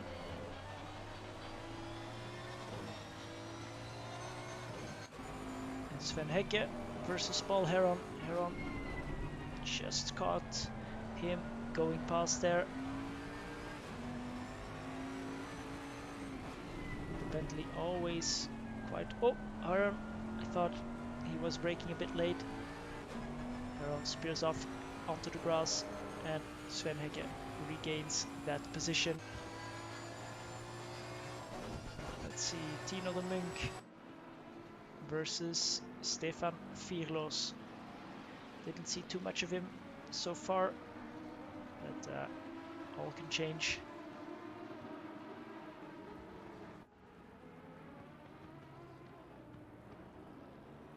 Vierloos around the outside of de Munk. Let's see.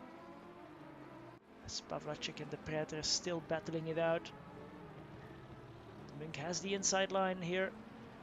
Gets it stopped. Very well done. And Osipov ready to roll there.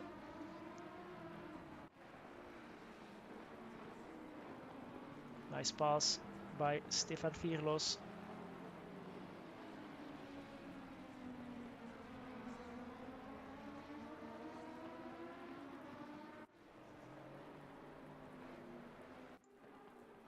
The gap at the front, let's see. That's our top four here. So everything very much to play for after 5 minutes of this race.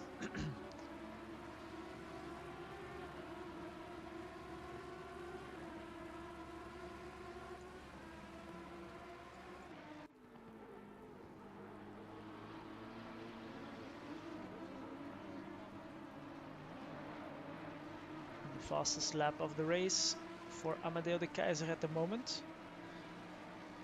So Gibson, a lot of pace in qualifying, still a lot of pace in the race, but not as far away from his competition because he was setting purple after purple after purple in qualifying. Let's see, Sven Hecke. There's Ian Paskin behind him. And, I've lost my real-time gaps, so I'm gonna restart that.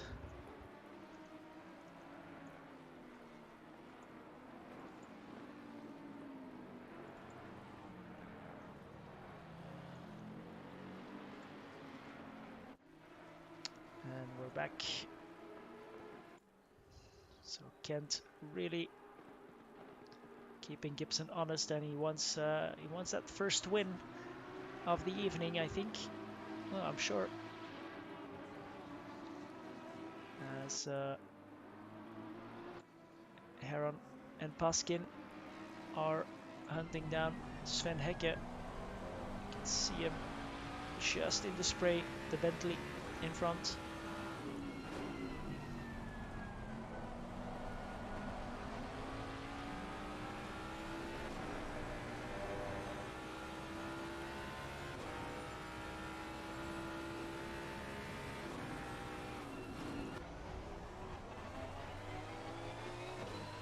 A lot of traction control there for Charlie Kent.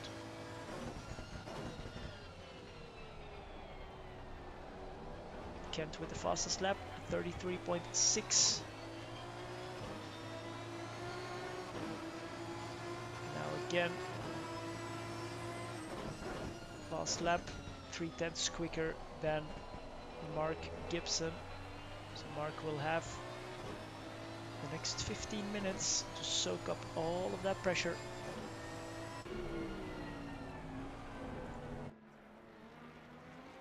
Here is Jurgen Graffi behind Andret.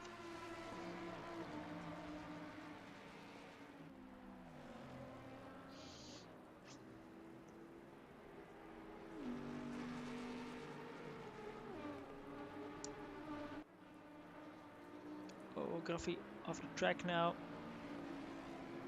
Rejoins just in front of Tino de Munk.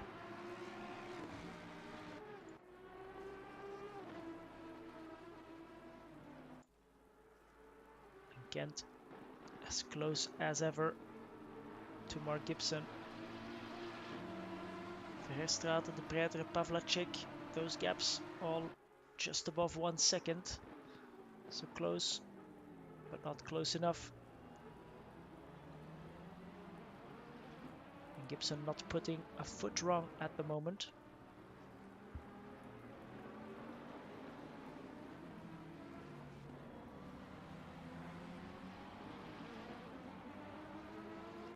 Let's have a look. Paul Heron battling it out with Sven Hecke.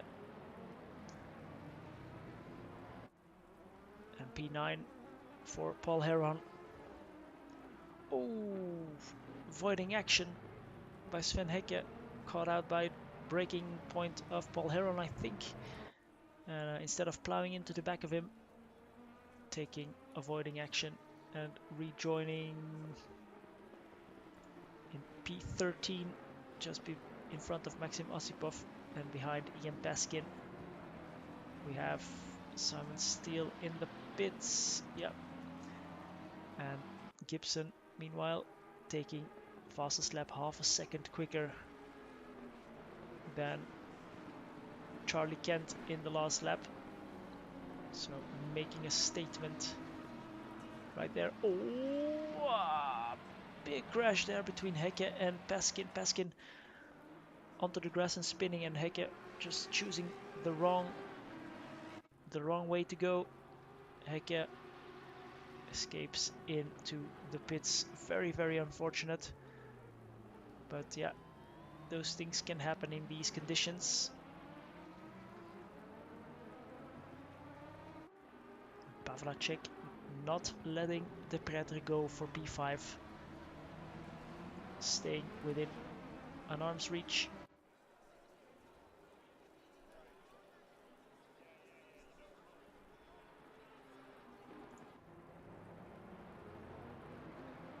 Let's go on board again with Tino de Mink.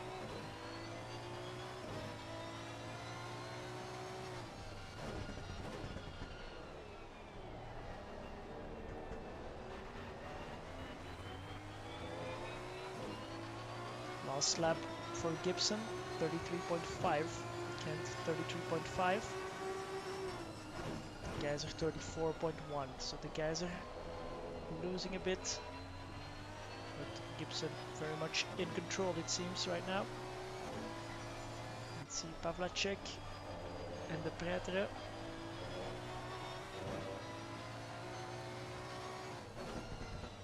As we're reaching the halfway point. You can see very, very difficult conditions. It's static rain, but quite tough. Perfect amount of rain actually to race. Not really flooded, not really stormy conditions, but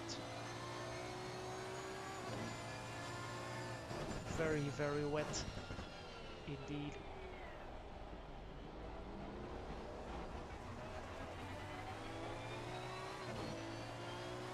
Close at the Mink. You're at the halfway mark. Keep pushing. Mink versus Gruffy. Gruffy goes defensive. Well, not defensive enough it seems. Because the Mink moves up the inside and gets it done. He has the inside line for the final turn as well. Can he get it stopped? Oh, goes a bit deep. That was not his intention, I think. And luckily, he's on the inside line for turn 1. So Tino de Munk makes the pass on Jordan Gruffy.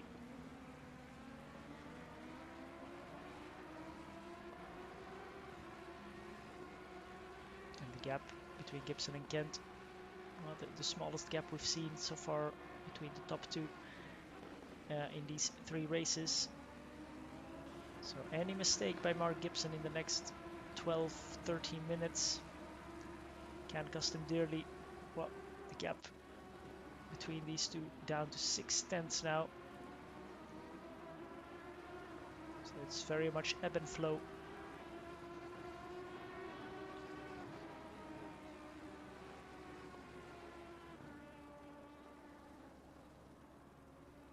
The Keizer and Verherstraat trying to follow through, trying to follow these two, but not able at the moment.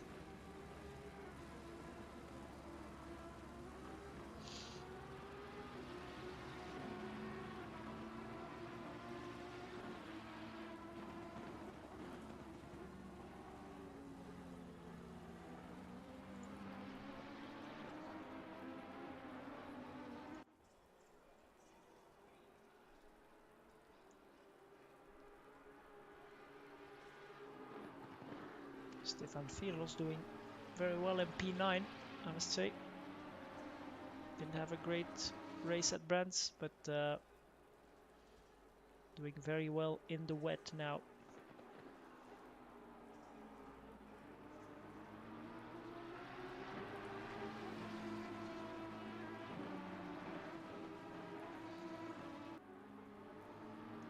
Kent very much in the mix for the race lead. 10 minutes left.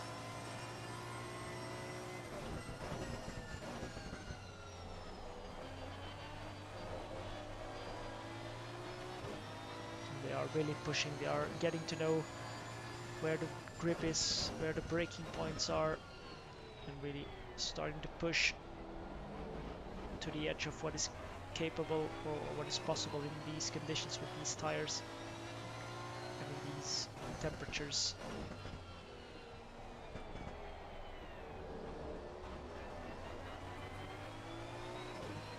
Aquaplaning there, as you could hear from Charlie Kent.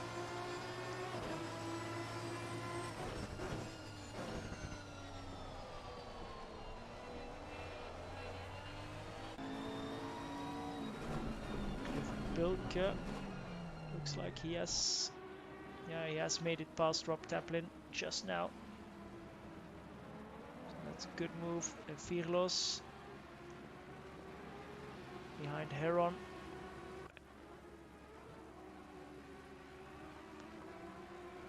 Especially Pavlacek. Ah, I see. I've lost my timings. Again, the evening is too long for the broadcasting app.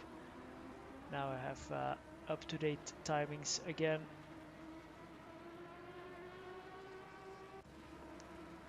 So Virlos and Heron inside the top 10.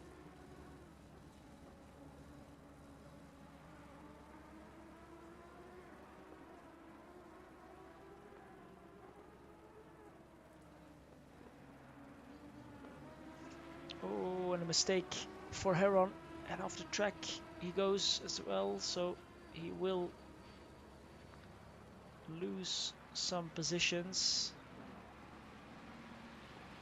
Where is Bilke? Bilke coming up together with Rob Taplin behind, and Heron slots into P11. That moves up Landreth, Virlos. De Munk and Heron make up the top 10. So Bilke and Taplin, if they want to get into the top 10, they know what to do. De Keizer now closing the gap between Kent and himself, right back down to 1 second. So these final 7 minutes of the race will bring us some clarity on who will take the honors here at Donington Park for the British Classics special event by TSR and RRLeagues. Half a second now between Gibson and Kent. I think Kent inherently has a bit more pace here during the race than Gibson, but either he's making some small mistakes, which Gibson is not, or Gibson is just yeah, making mistakes from time to time.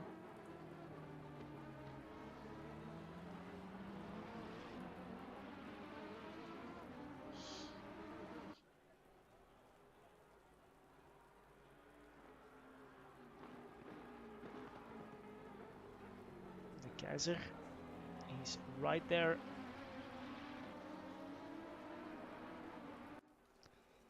Oh, Rob Taplin on Cliff Bilke into the hairpin. Getting onto the power is oh so difficult in these conditions, and it's starting to get really dark now as well. The guys are setting the fastest lap time. He won 33.3. That's just a bit quicker than Gibson.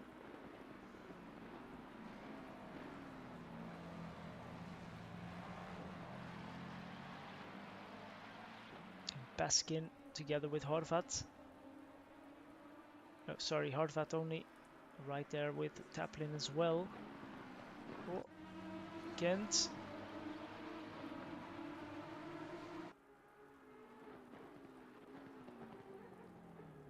Pretty sure we'll see some action.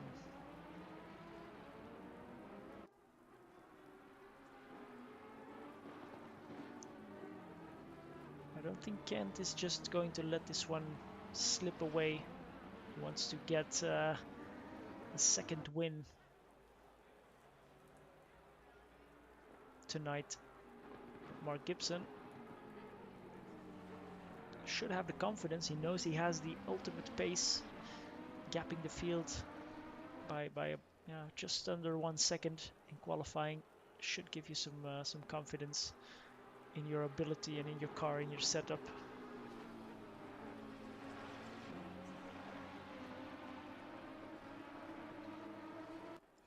Look at this, Horvat. Taplin. That's a tough one, but possibly Horvat with a good exit. Can he stick it around the outside in turn 1? Doesn't have the straight line speed, it seems, for now.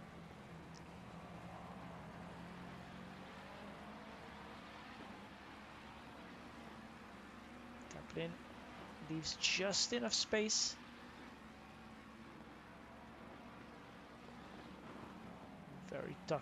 Very tough track to pass on, that's for sure.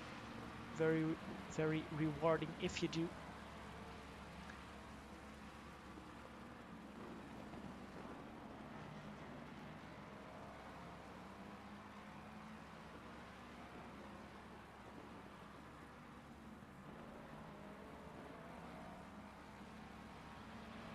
Gap at the front, back up to about a second. So Gibson managing well.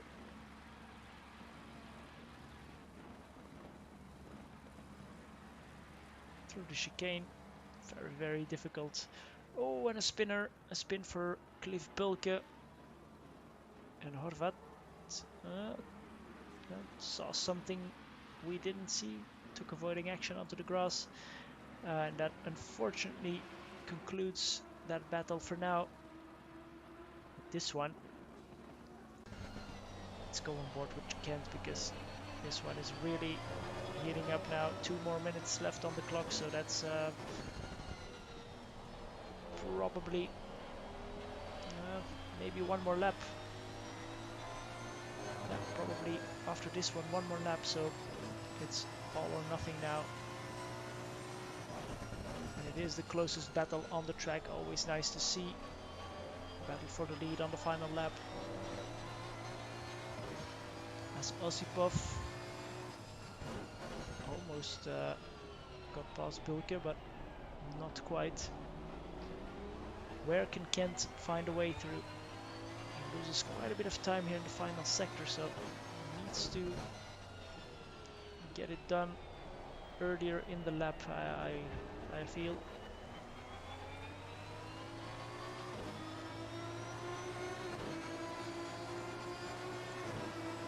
.1 seconds, but as you can see in the front, lap traffic comes into play. Now, not sure if Gibson will catch, which I think is Osipov and Baskin or Bulke maybe. But if he does, this could play a role in the result of this race. We will stay with this battle. Can Mark Gibson win? Make it a 3 winners, 3 different winners for 3 races. There's Charlie Kent breaking Gibson's heart in the final lap of this race. Don't have the feeling that they are going to catch these two, but at least Osipov and Bulke in front are battling it out very, very hard. Osipov is now behind, a bit of a slide.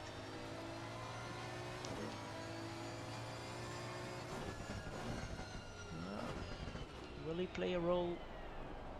I don't think so. There's only one braking zone left.